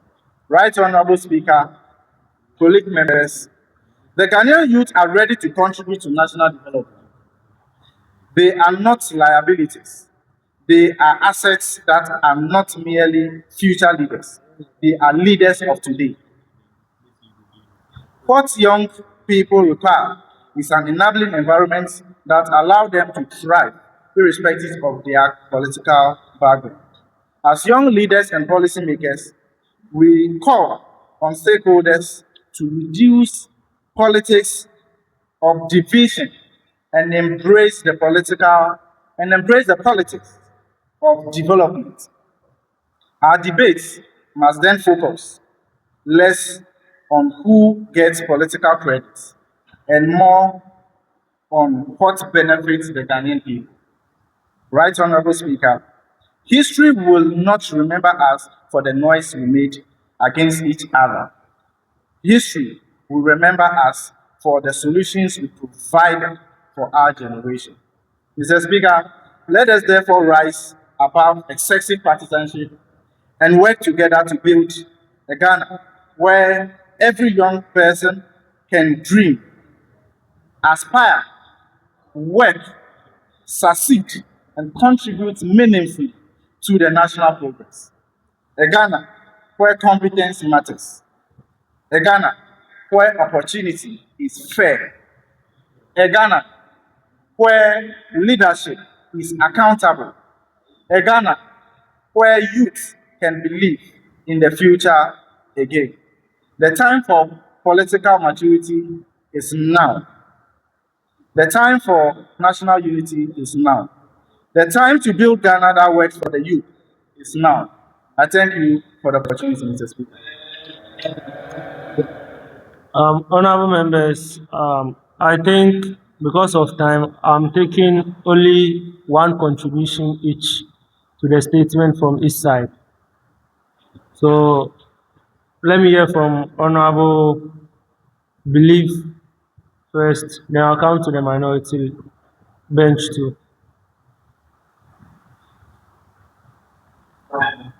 Thank you, Right Honorable Speaker.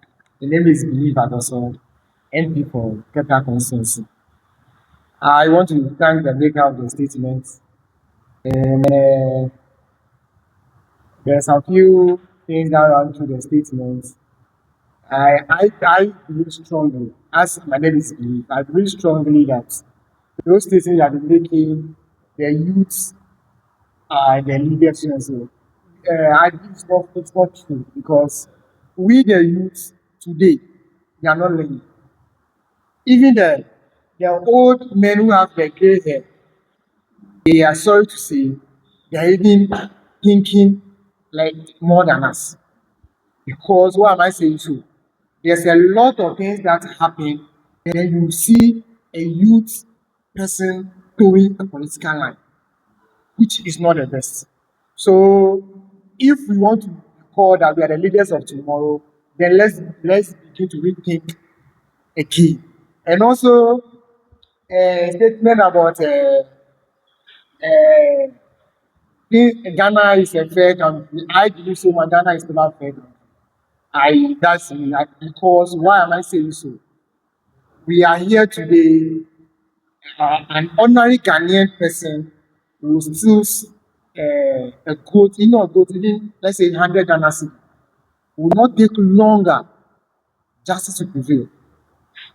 But we will see leaders over the years, both the two parties, for 8 years, they are still looking for them to put in them into to come and serve their term in a prison. Which, so what fair are we talking about in Ghana?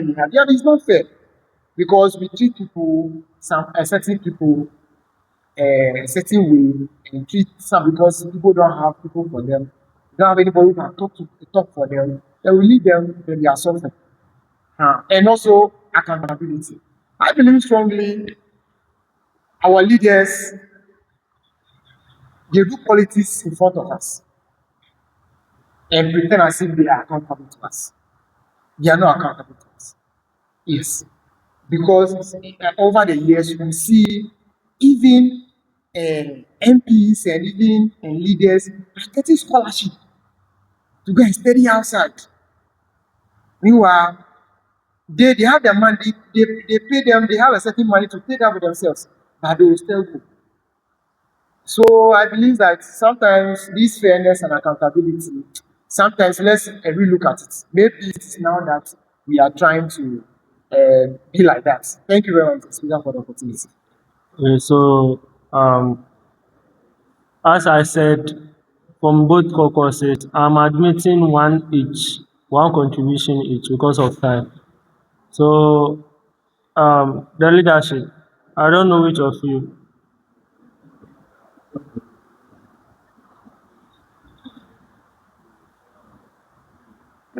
Yeah, thank you very much, Right Honorable Speaker, for the opportunity. The name is Robert Chiaon, the Deputy Minority Leader of YIP. Yes, thank you very much, the maker and the leader of that statement. Yes, it looked beautiful and nice. Yes, I was listening to the statement and I'm like, wow.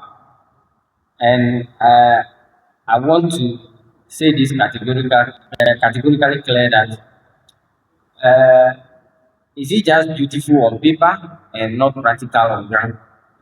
This sounds very beautiful and nice, but we ask ourselves if it is practical on ground and if it is achievable in Ghana and the way we've made Ghana to become, if it is achievable.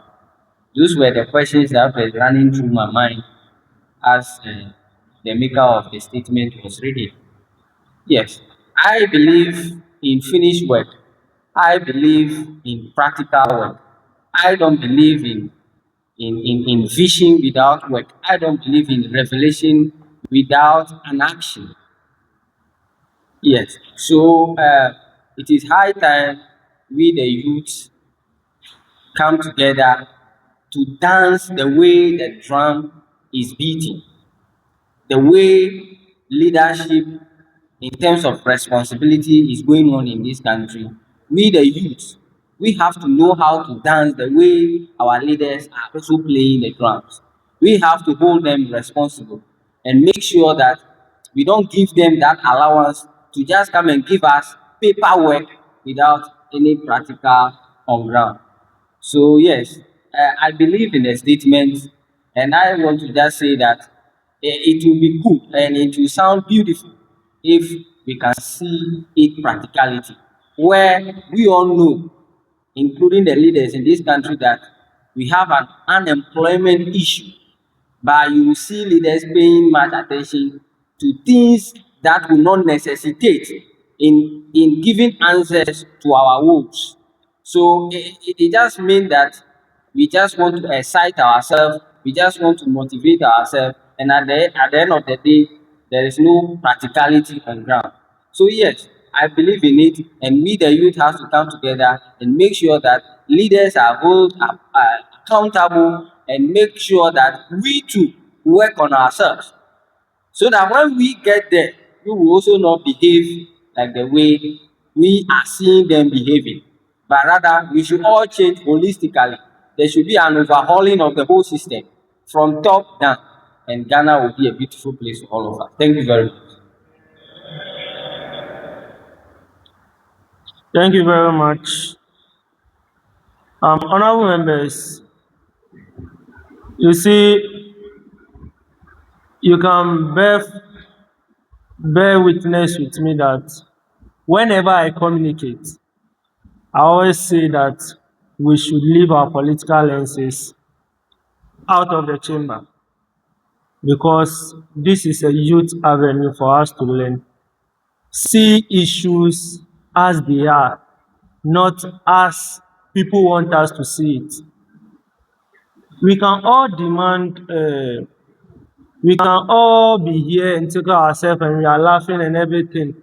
Whilst people are there trying, they always persuade us that this is what a certain group of people are doing. Once you know the truth that this is fact, but because of your godfathers or some people that are sponsoring you want you to go or want you to take their side, so you forget the factual analysis and come and be peddling falsehood there. I always say that before we can change the narrative, then we have to start with ourselves. And starting with ourselves, we have to start with ourselves here.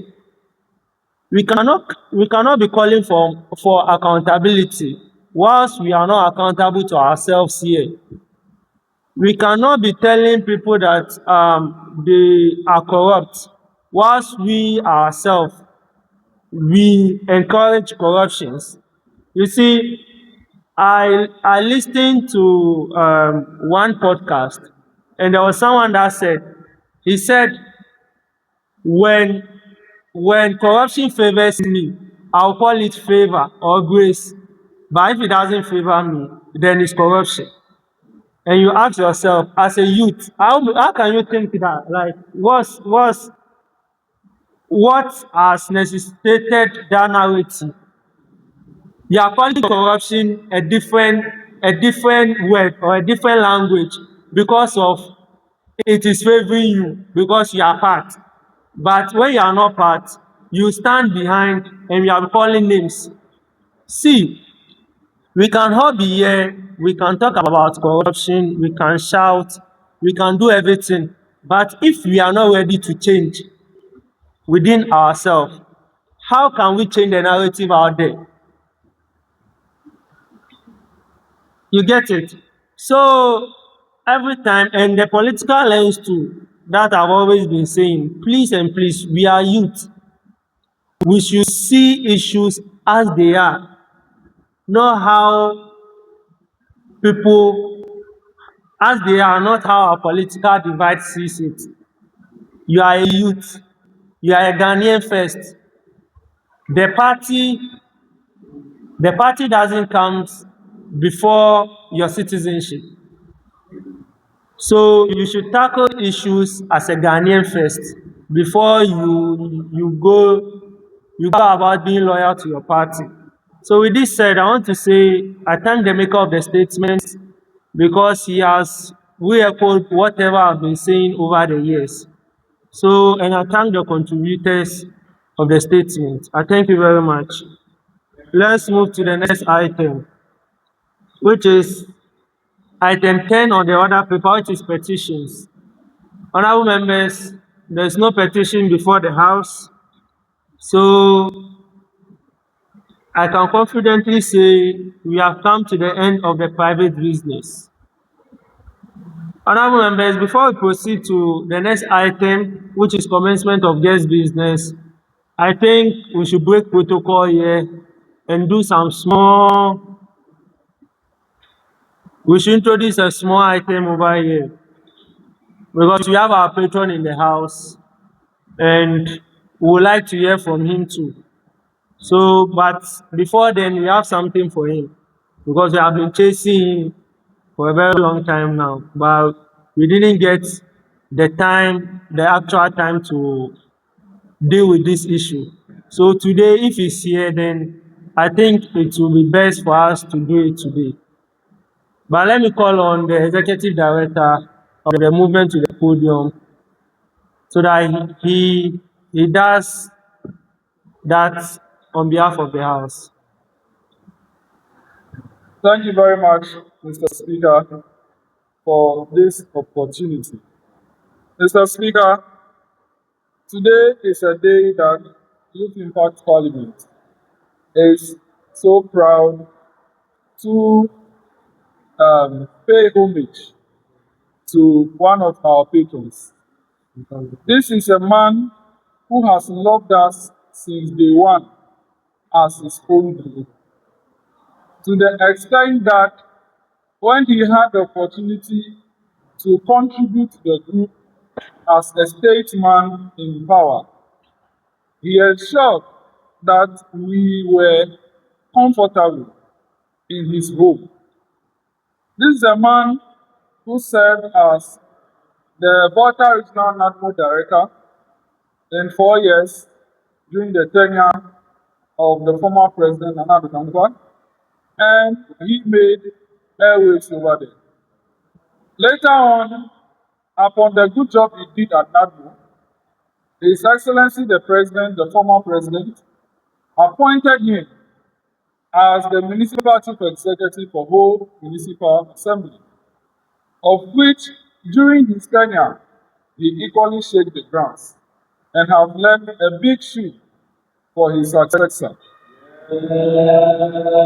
When Youth Impact Parliament called on him to congratulate him on his appointment, he received us as his own children and encouraged us.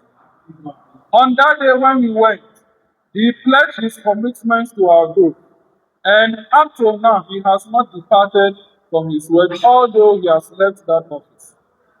During our 5th anniversary, we called on him to come and celebrate with us.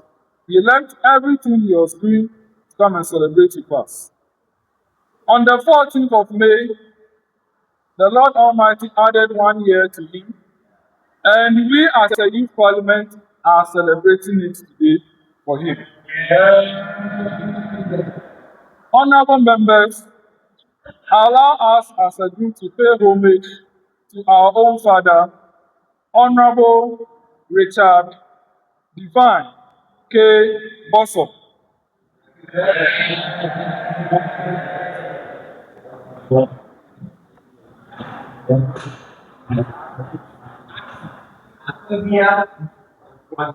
And so would like to present our humble citation to the honorable members, please. Honourable members, please resume your seats. Youth Impact Movement YIP presents a citation in honor of Honorable Divine Richard Bosson, Municipal Chief Executive for Home Municipal Assembly, 10-time Republic of Ghana. In gratitude of your outstanding patronage and exceptional dedication to the Youth Impact Movement, we present you with this citation of honor. Your visionary leadership and tireless effort in promoting youth welfare and development have been truly commendable. As a patron, you have created an environment for young people to thrive, empowering them through education and skills development. Your passion for community and inclusive growth inspires us all. We deeply appreciate your support and dedication to the betterment of our youth and society. With heartfelt gratitude, this citation honors your exceptional service and hopes to inspire future generations. Congratulations on this well-deserved recognition. Signed, Executive Director. Yes, don't take it here, don't worry. So, on behalf of Youth Impact Movement, we want to pay homage and thank our patron for his support over the years until now.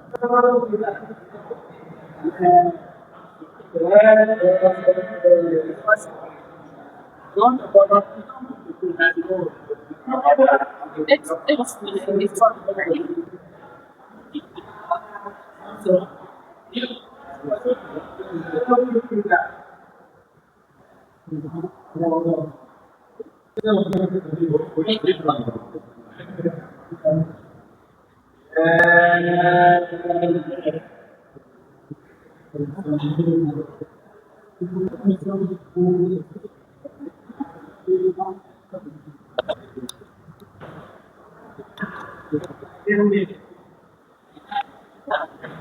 Thank you, Mr. Speaker,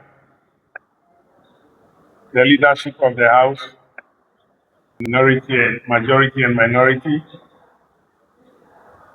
members of Youth Impact Parliament. I must say I am so surprised to be called upon and be honored this very hour. And I am one person who will never regret my association with Youth Impact Parliament.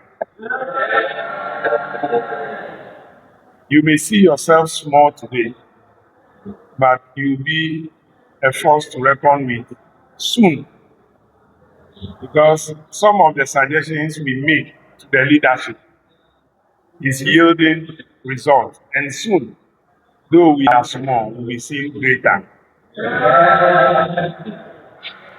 Mr. Speaker, before I take my leave, I want to associate myself to the statement made by the honorable member. As you all always know me, if tomorrow is for us, it must start from today.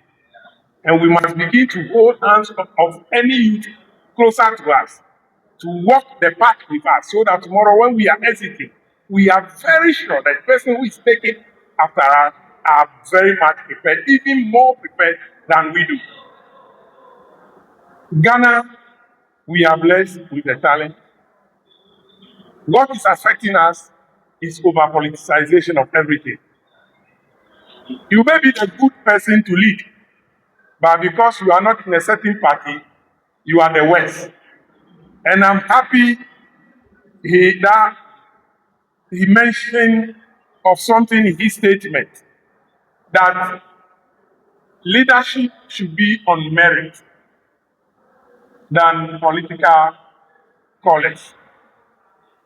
And as youth, please let's try our best to execute politics or partisan politics from our everyday work in the house over here. I've never remembered calling any of you, even when I was contesting as a member of parliament, to do anything for me outside your house. Because I believe we must be given opportunities to serve by merit, not by political colors. In fact, I think even till now, I am supposed to be the best member representing both Central. But look at me. This is where I'm standing today because I belong to a certain party. But there's nothing wrong with that. Black and white makes it so beautiful. As we sit on the fence line, we watch how they are playing. So when another time is given, we improve on our skills. So, as members, be involved, contribute to the development of this nation. You may be heckled, you may not be recognized. That shouldn't silence you. Whatever you think is right, please keep on doing it for Mother Ghana. One day, Ghana may smile at you. As I mentioned during your 5th anniversary celebration, if some of us, before assuming our previous offices, are privileged or should be privileged to go through or went through this process, I believe strongly I would have been better than how you see me to be. And we must make Youth Impact Parliament a learning place, even for sitting members of Parliament. Where before you even go to contest, we will have some orientation and training for all parliamentary candidates from both devices, so that they know what they are going there to do. The house there is not a place to learn. It is a place to deliver. So if you go and you waste 4 years sitting at the back bench saying you are learning, your people will be suffering from your constituency. So once again, I am grateful and I will continue to celebrate you. And I'm not only celebrating birthday today. Today, I went for a Thanksgiving for 3 reasons. 2nd April was my 10th anniversary in my latest marriage because I had one before. Unfortunately, 31st March, the guy who brought this celebration was knocked down by a car. He went into coma. We were running between Trafalgar and Kolebu, so there was no celebration. Then God added another year, as mentioned by Mr. President, my younger brother. And here I am. So I'm celebrating the Thanksgiving of my boy, the anniversary, and the birthday. So join me to give that glory to God. Thank you very much, Mr. Speaker.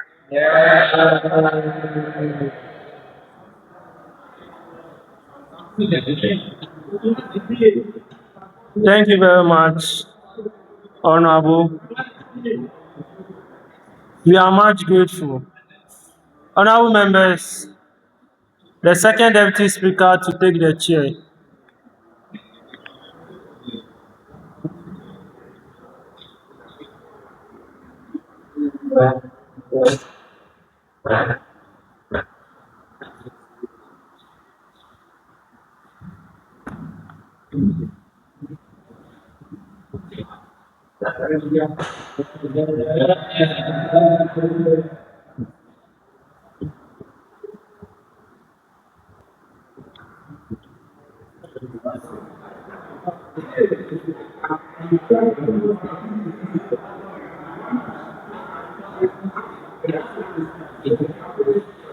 Honorable members, still on the guest business, we'll now take item 11, presentation on parliamentary proceedings by Executive Director of the Youth Impact Movement. But as you can see, he just stepped out to escort our Honorable Patron.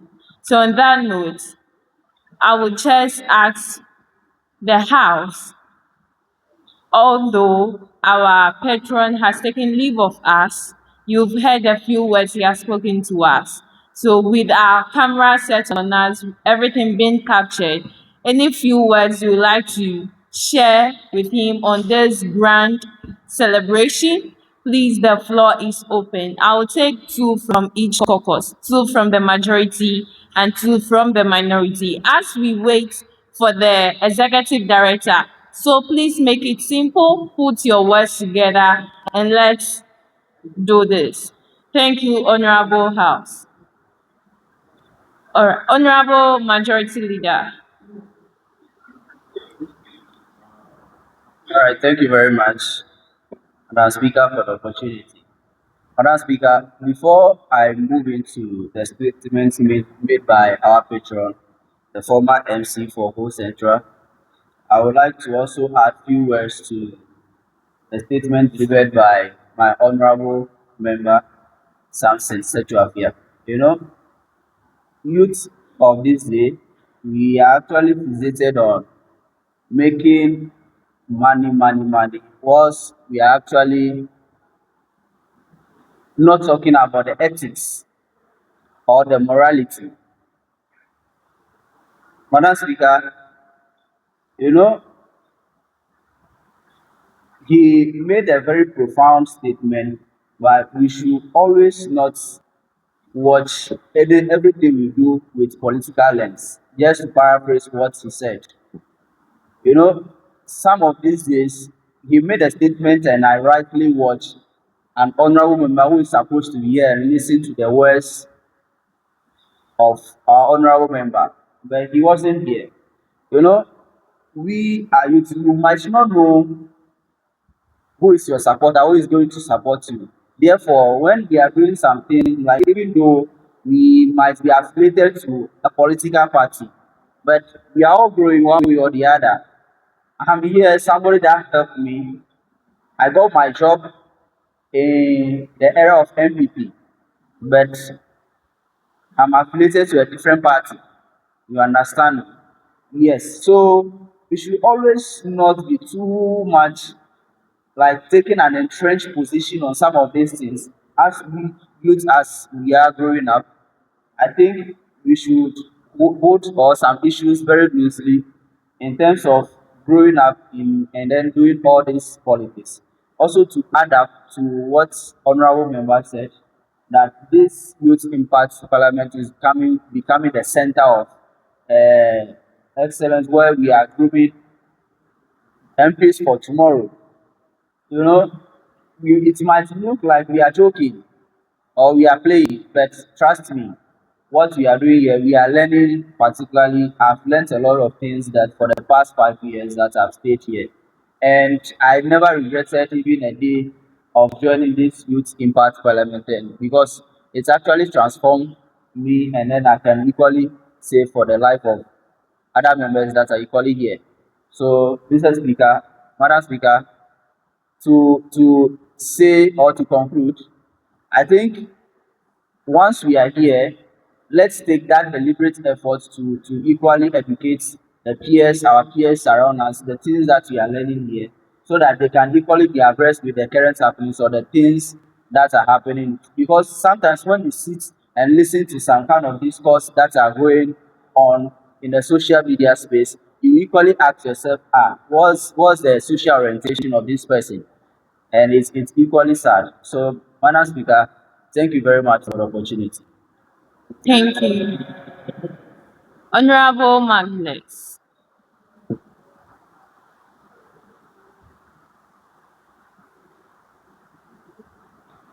Thank you very much, Madam Speaker, for the opportunity. My name is Usman Martinez. Madam Speaker, I stand here to make some few.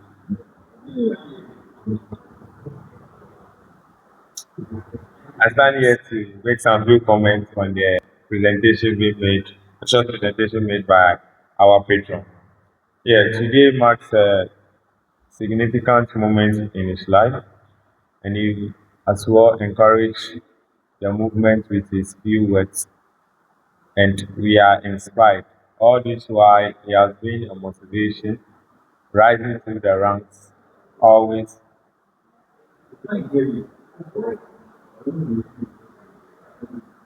All this while he has rise within the ranks to always make significant mark in position as a former MC for Central.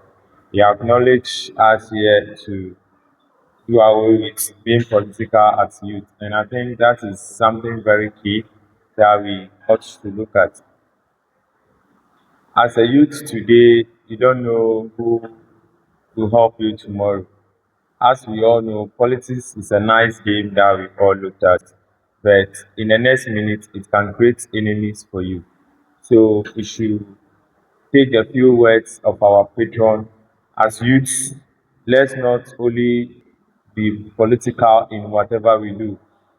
You can be affiliated to your political party, but when the issue is on a level ground, and even if your affiliation didn't do it well, I think you have the opportunity to criticize. But just using the political affiliation to still be condoning with wrongdoing, even if you or everybody is condemning it, you still want to stand tall, feeling you are political and you have the voice. No, you are portraying something to the outside world. So this is to the honorable members. Let's just try our best to do the best as youths who are for development of their nations, either than going the political way all around.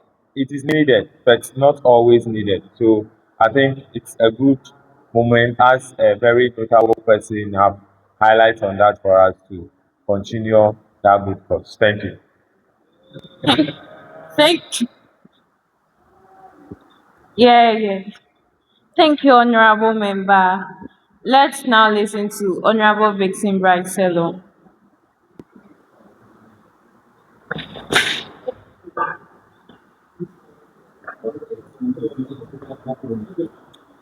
Thank you, Speaker, and I was listening like Salom. The 8th call for insurgency, the only commercial is in Volta with the Speaker. I just want to personally commend two gentlemen that are making waves on the media streamline. Uh, his name is Julius Anthony Kwame. He is a Julian. He is a fantastic gentleman. He is communicating as it is. Like Mr. Speaker said, you discuss the issue as it is, not the way you want your political party to feel. Even though he is in the NDC, I have to also commend lawyer Tosi Bojui. He's also doing fantastic. And I have to commend them with the way they are going. This shows that there's a future for Ghana. Where you give the youth the chance. If they are being objective, you see that everything will go well for us and we can do well. Madam Speaker, I've observed something in Ghana's election cycle. The Constitution has given us 4 years mandate to renew whoever dies in power's mandate as well. But immediately someone is voted to power, then opposition will be thinking about the next election. Instead of them to please, I'm on the floor. Instead of them to hold the government accountable, they're thinking about the next election, which is not helping us at all. And I've seen that most of the youth are being into that discussion as well. I want to encourage all of us that let's be objective. I've been telling my colleagues that once I'm here, I have interest. I don't know of you. Everybody has interest. But at the end of the day, don't let your interest put you in a situation whereby you can't redeem yourself. For me, I'll make my case objectively. After today, I'll go and cut my video, put on my social media. People see this what I'm doing. So once you come to the podium, be objective. I'm an MPP, well, most of you will be party. It doesn't stop me, myself and Gilbert, the majority leader. We are friends. It doesn't mean that when it comes to friendship, relationship, we'll maintain it aside. But I can equally disagree with him politically. So you do the politics and maintain a relationship. People take this thing to heart, and then at the end of the day, if you need help from me because of what you've done from earlier in the past, you don't come inside and come and ask for help. But at the end of the day, we are young people. We help each other. There is a saying that your next word is your what? Your next word is your what? Thank you very much. So I'll leave it as such. Thank you very much. Let's not too much of partisan.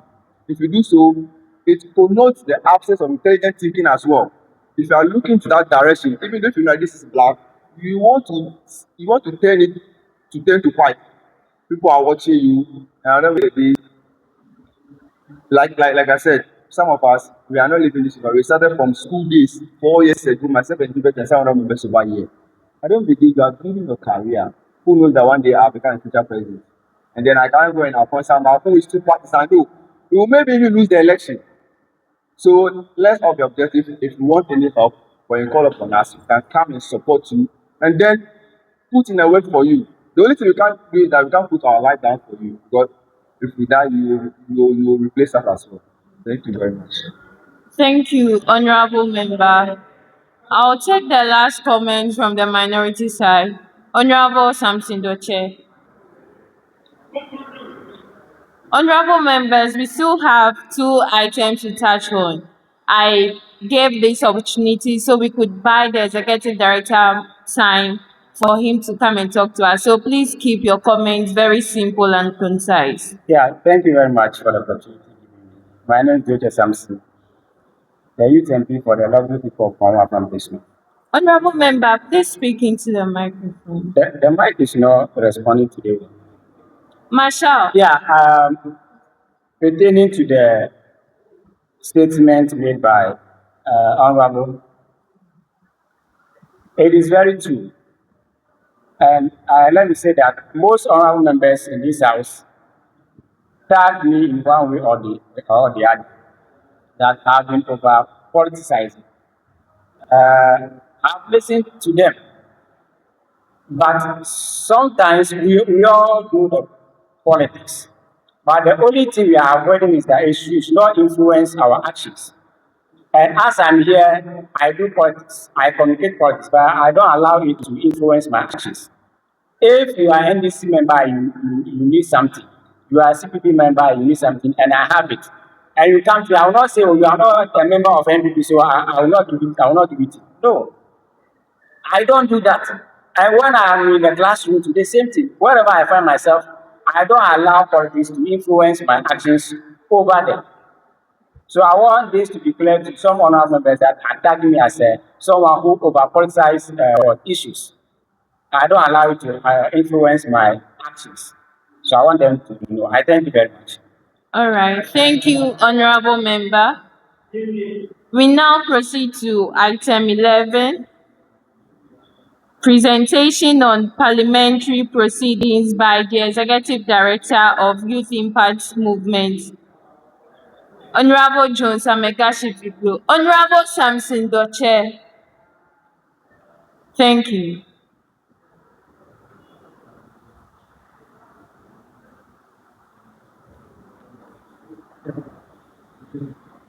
Right, Honorable Speaker. Honorable members, thank you very much for this opportunity. I am Jones Samega Shibuglo, the Executive Director of Youth Impact Parliament and Executive Director of Youth Impact Movement and President of the Senate of YIP. Madam Speaker, I have less than 10 minutes to do this presentation because from here we are moving to debate. Madam Speaker, parliamentary proceedings. This orientation is to reorient the existing members and orient the new members. Today, we have in our midst a lot of new faces, from the left to the middle, to the right, and to the back, are a lot of new faces. First time observing proceedings of Parliament and our parliamentary proceedings. So this is to basically orient you on what we do and what happens in Parliament. Madam Speaker, when we say Parliament, Parliament is just a terminology. The term Parliament is just a terminology. The actual word is called legislature. And what is a legislature?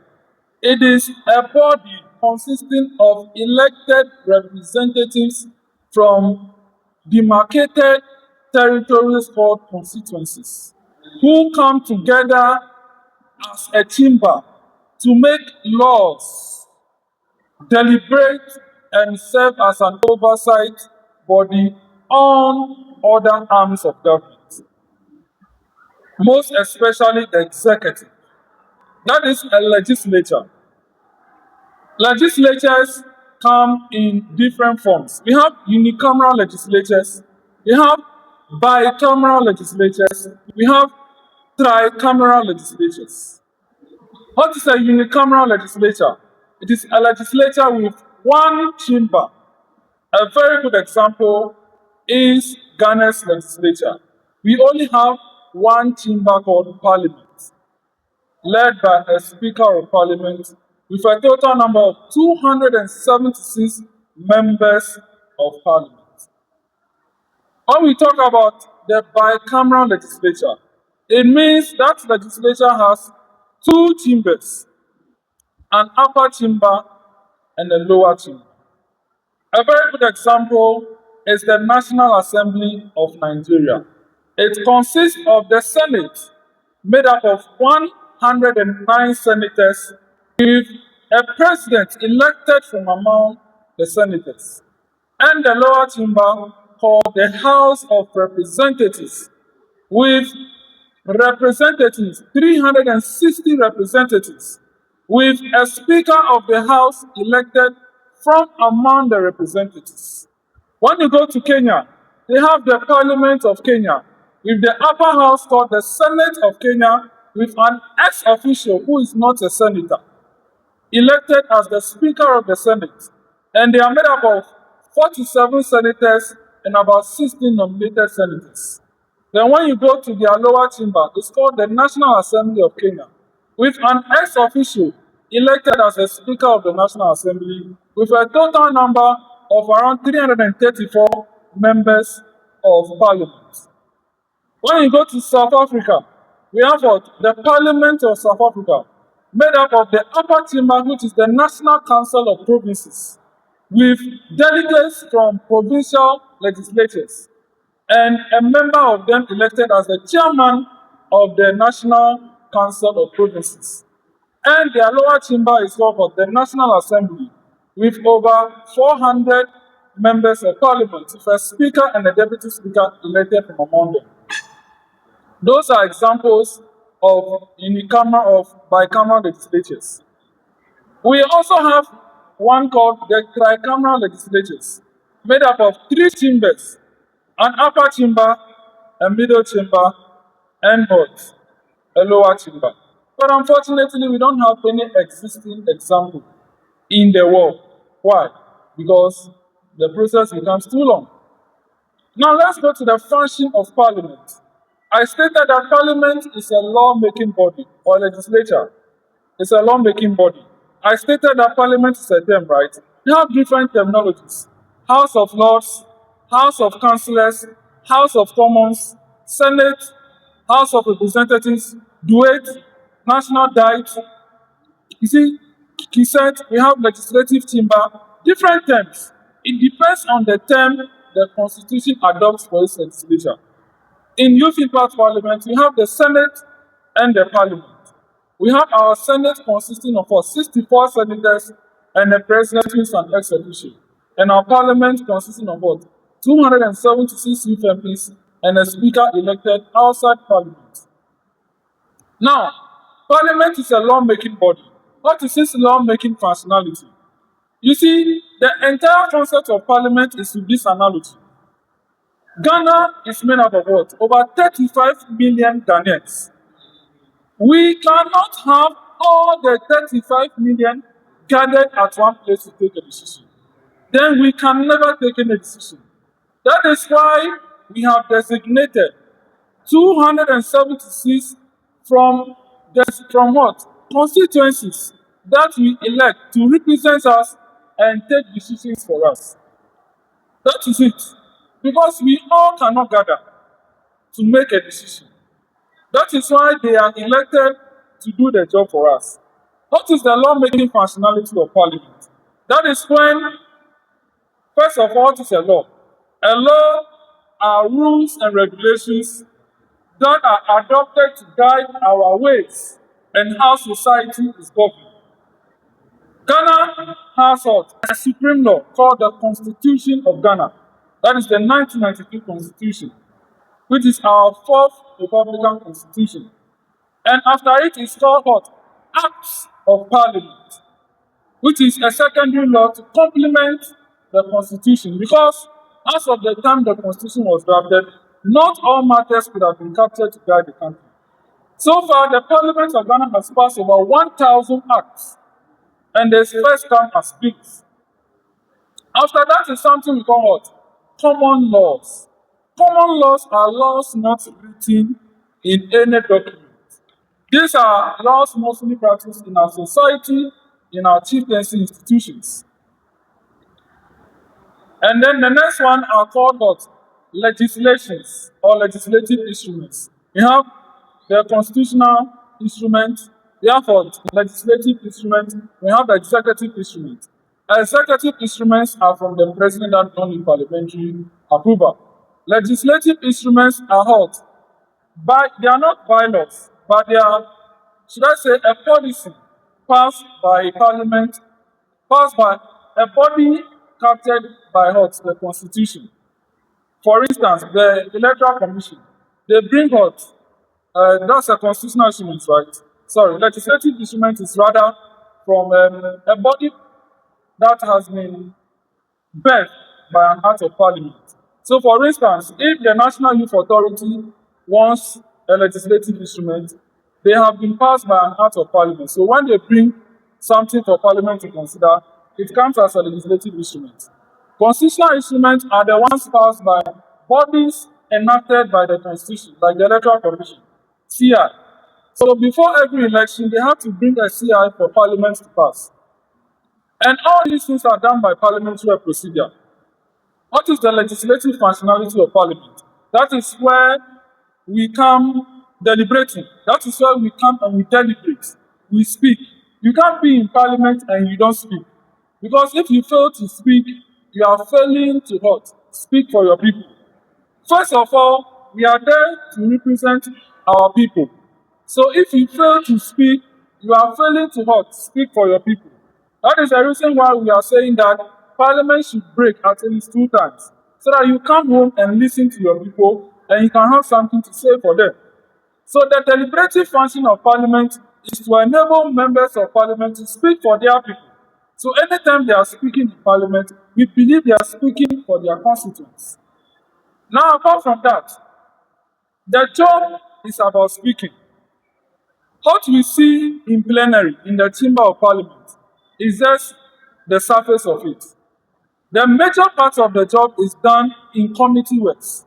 Parliament has over 40 committees, and members of Parliament are split into committees to carry out specific functions attached to either departments of the state or legislative functionality. For instance, we have the Standing Orders Committee, Committee on Selection, the Committee on Youth and Sports, Committee on Intelligence.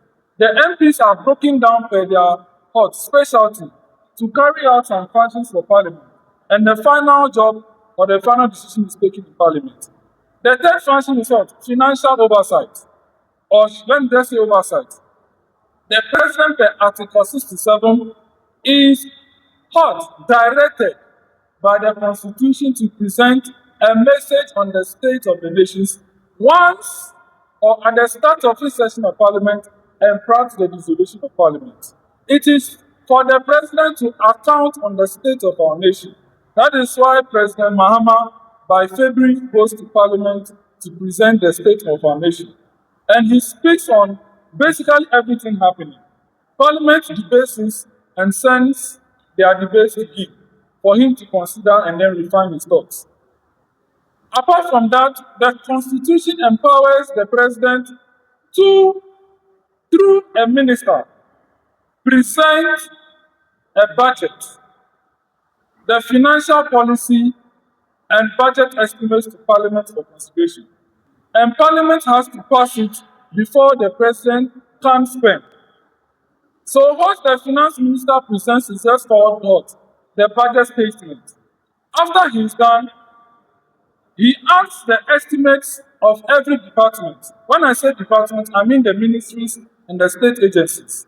They now come to each of the committees. Mr. Speaker refers them to committees. But before then, the statement is debated and passed and approved, right? Then after that, the estimates are now sent to each of the committees as appropriation bills. These appropriation bills are budget estimates containing the expenditure to be made in an incoming year. And Parliament goes through committee by committee.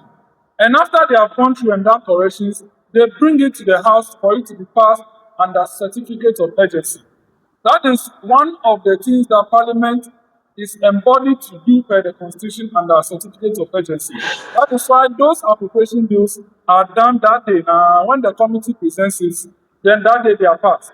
And after they are passed, and all the appropriation bills are passed, the President, guided by these bills and the budget statement, can now spend our money. Time is passed. Yes, please. I'll conclude soon. I follow. Parliament is a very beautiful thing. You see, when you see your members of Parliament coming to the House saying they'll build this, they'll build that, I want to tell you, they don't have any budget. They don't have any budget for it in the sense that by the appropriation bills, the budget for Parliament is for the running of Parliament. There is no component given to the MP to spend for the constituency. The only allocation made is from the District Assembly's Common Fund, where a percentage is directed to the MP for philanthropic works. And even that one is done in conjunction with the DC. For development, it is the responsibility of the executive to develop. Members of Parliament can only serve as agents or lobbyists for development. It is their job to legislate, and I wouldn't say not to develop, but they can be part of that cycle. It is totally emphatically wrong to hold members of Parliament accountable for development. Ask me why.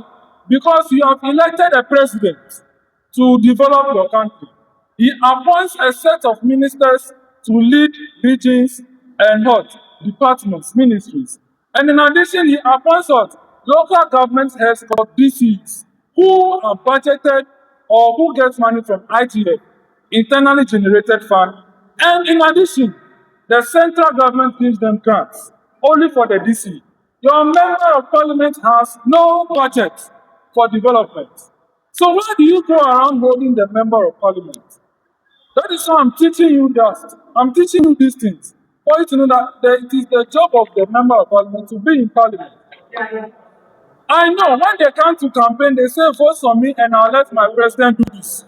Vote for me and I'll let my president do that. But it is not exactly his job to develop. So stop pressuring your members of Parliament to develop. Be asking them, how have they influenced national policy? How have they influenced bills in Parliament? Honorable Joe, Okay, kindly conclude. so that is my little presentation on what? Parliamentary proceedings. It is a brief OT. When you sit in youth impact parliament for about a year, oh my God, delivery, eloquence, speaking, you will flow like everything. You would have learned a lot before your term ends. So I call on you to be part of this parliament. Share the forms. Share the link, oh, share the link. We have opened nominations for the 6th parliament. On the 8th of August, we'll be swearing in the new parliament. Join us. Thank you so much. Thank you very much, Honorable Joe Samegashibiglo, for the short presentation on parliamentary proceedings.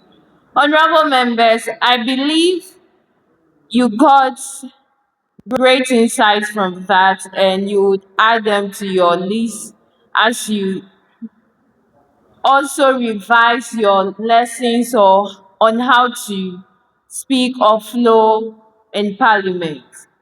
We'll now proceed to the next item on the order paper, commencement of debate on motion, and the debate is: this honorable house believes that the use of artificial intelligence in electoral processes will improve electoral integrity more than it will threaten democratic fairness.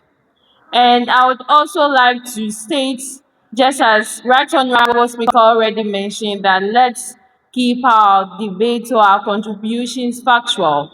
And by that, we mean if you are stating any fact for records, please include your source.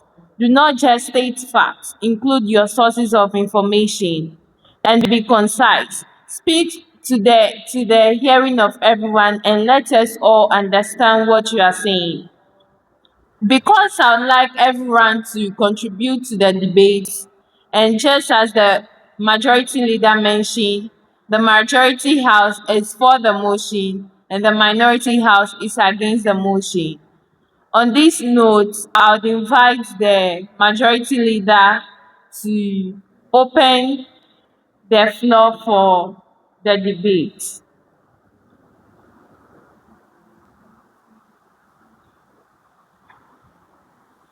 Thank you very much, Madam Speaker, for the opportunity.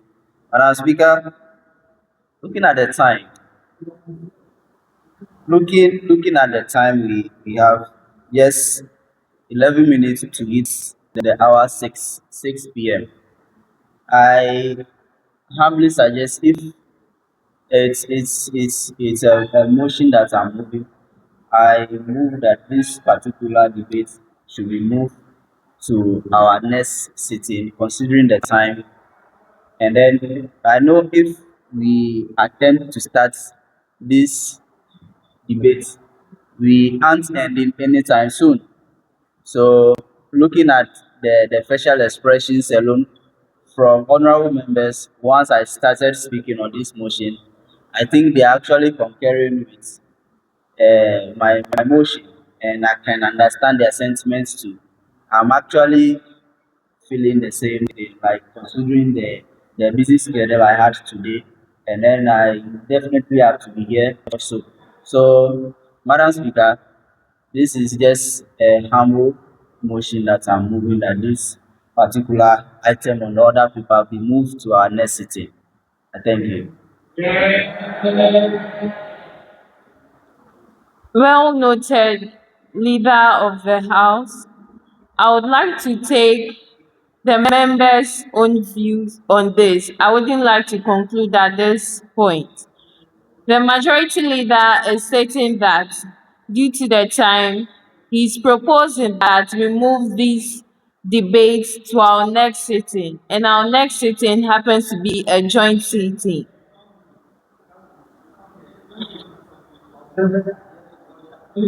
So I would like to hear from the members. Honorable Roberts.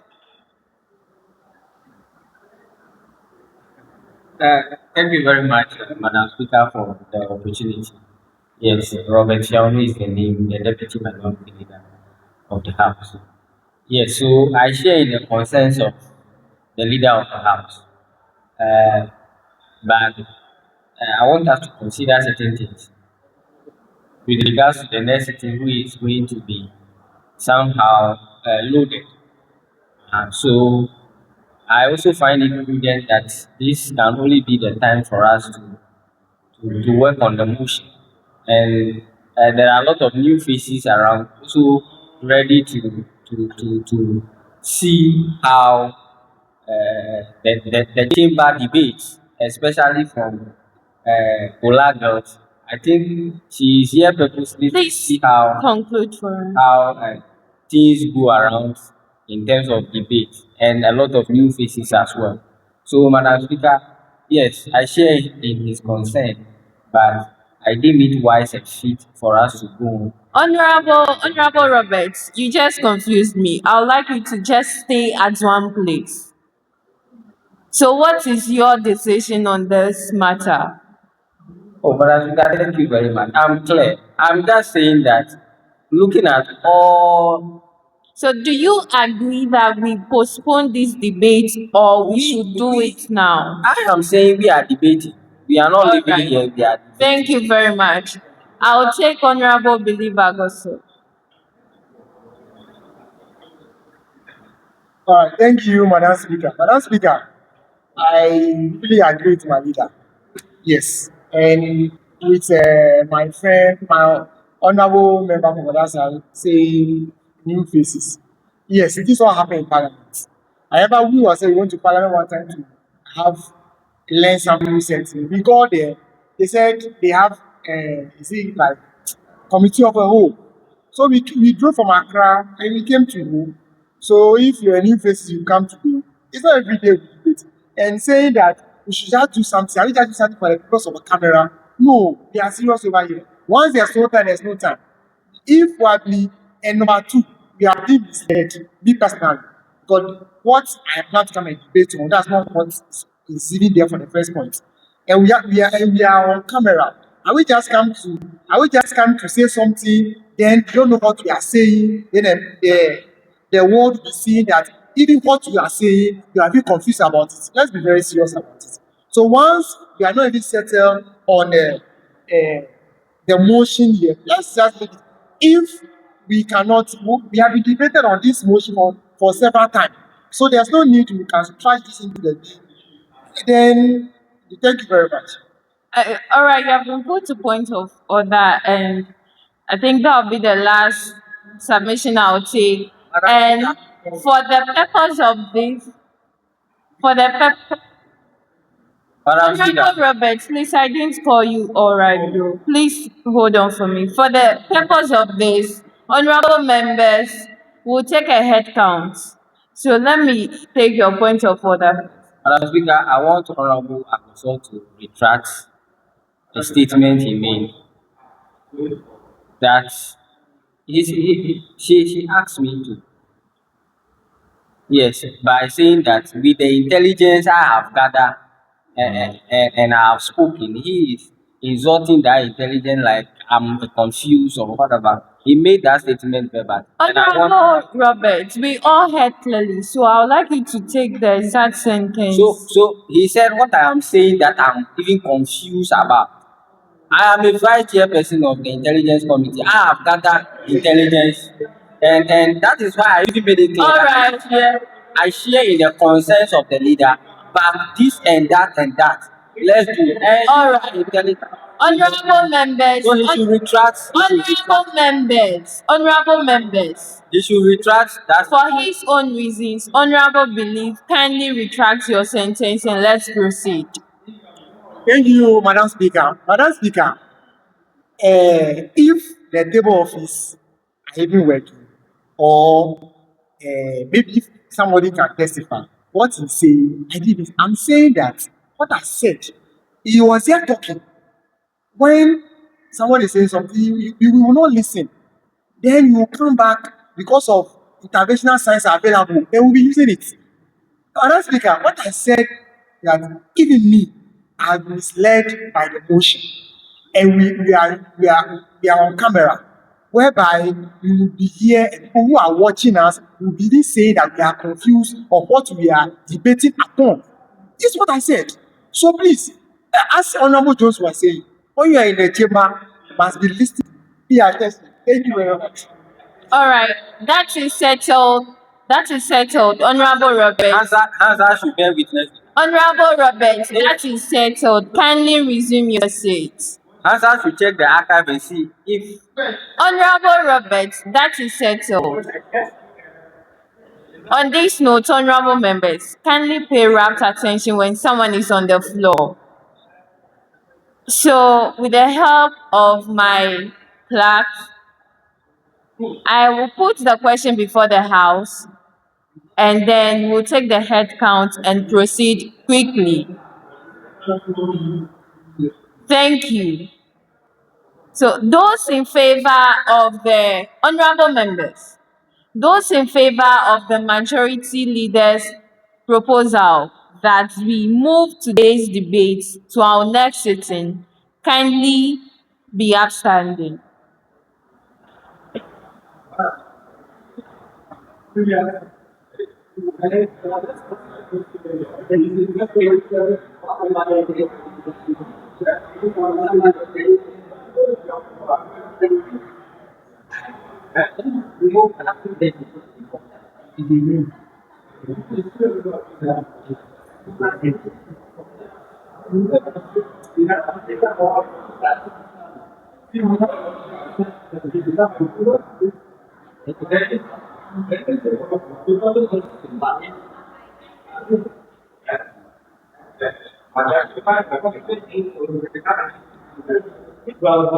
Rebecca.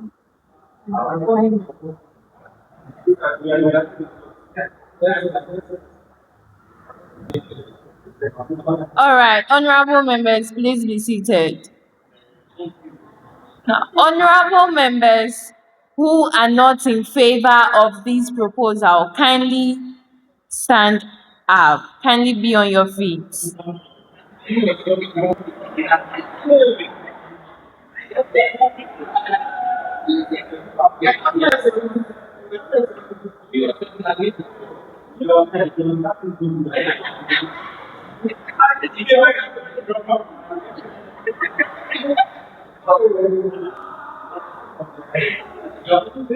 All right, clerk, please let me have the read.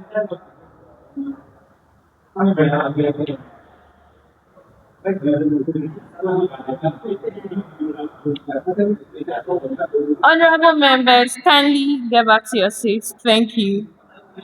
So those in favor that we move today's debate to our next sitting are 14 honorable members are agreeing to the honorable majority leader's proposal, and 2 honorable members are saying no, this debate should hold. And by this fair result,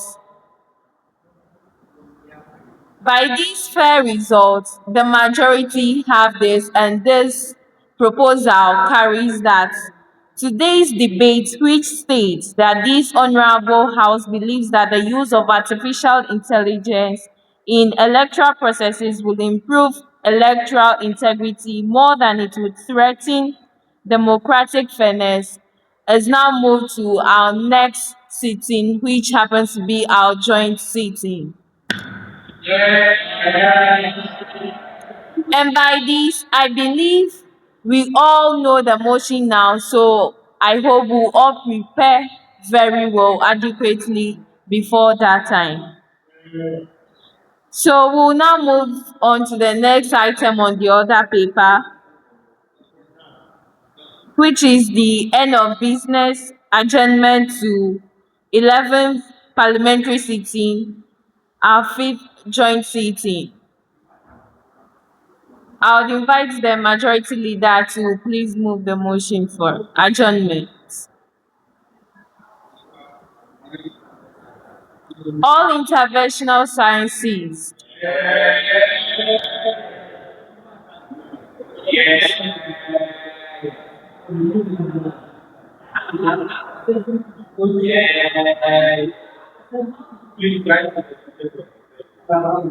Thank you very much, Madam Speaker, for the opportunity given me to move for the adjournment of today's business to our next business.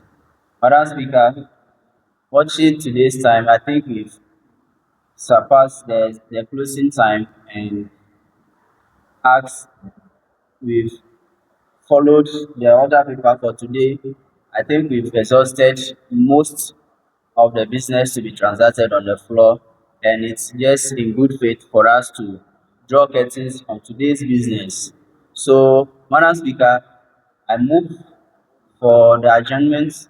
Before that, I want to thank my caucus and the entire House for availing themselves for today's sitting.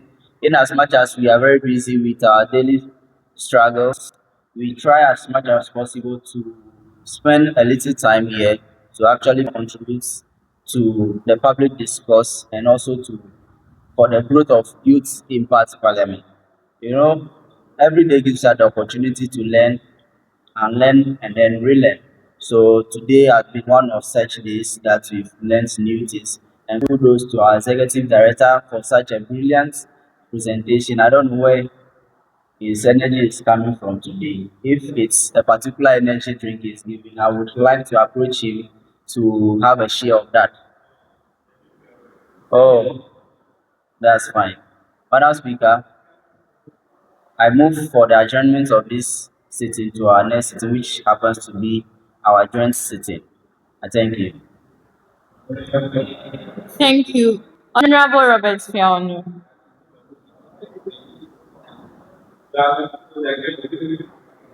Yeah, thank you very much, Madam Speaker, for the opportunity. The name is Robert Fiano, the Deputy Minority Leader. Yes, Madam Speaker, before I second the motion, there are some intelligence that I've gathered, and I would like to make it known to the House. Yes. And one of them is we will be launching or we will be working on the YIP Campus Club bill during our next sitting, probably, and it will be done in conjunction with the motion that honorable members are proposing should be carried over. Yeah, but we should know that procrastination is a cause. Yes, when we are procrastinating.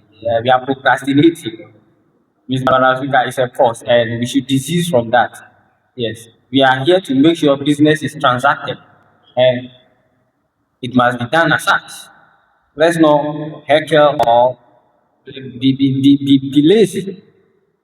We should make sure that business is done for the betterment of our constituents and our constituency, not just come and because of being lazy. We don't want to go on with this. Honorable Yeah, Madam Speaker. Interventional Sciences. Honorable Robert Fiano, kindly retract that word. Kindly take it out. Okay, thank you very much, Madam Speaker. Yes, it's not connotatively. Do not defend. Kindly retract the word. Do not defend yourself. Yes, so I retract using the word Thank lazy. you. Now proceed to second the motion. Yes, so that being done, I respectfully and intelligently second the motion moved by the Honorable Majority Leader. Thank you very much. Thank you very much. And by this, the House is adjourned to. Honorable members, I now put the question before the House. All those in favor, say aye. All those not in favor, say nay.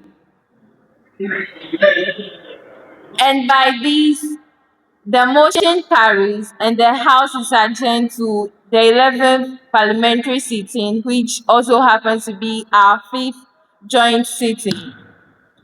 Honorable members, I would also like to state that the early bird catches the fastest worm. If we all come on time, we'll finish up early, do everything on the other paper, and close early. Thank you and have a blessed evening.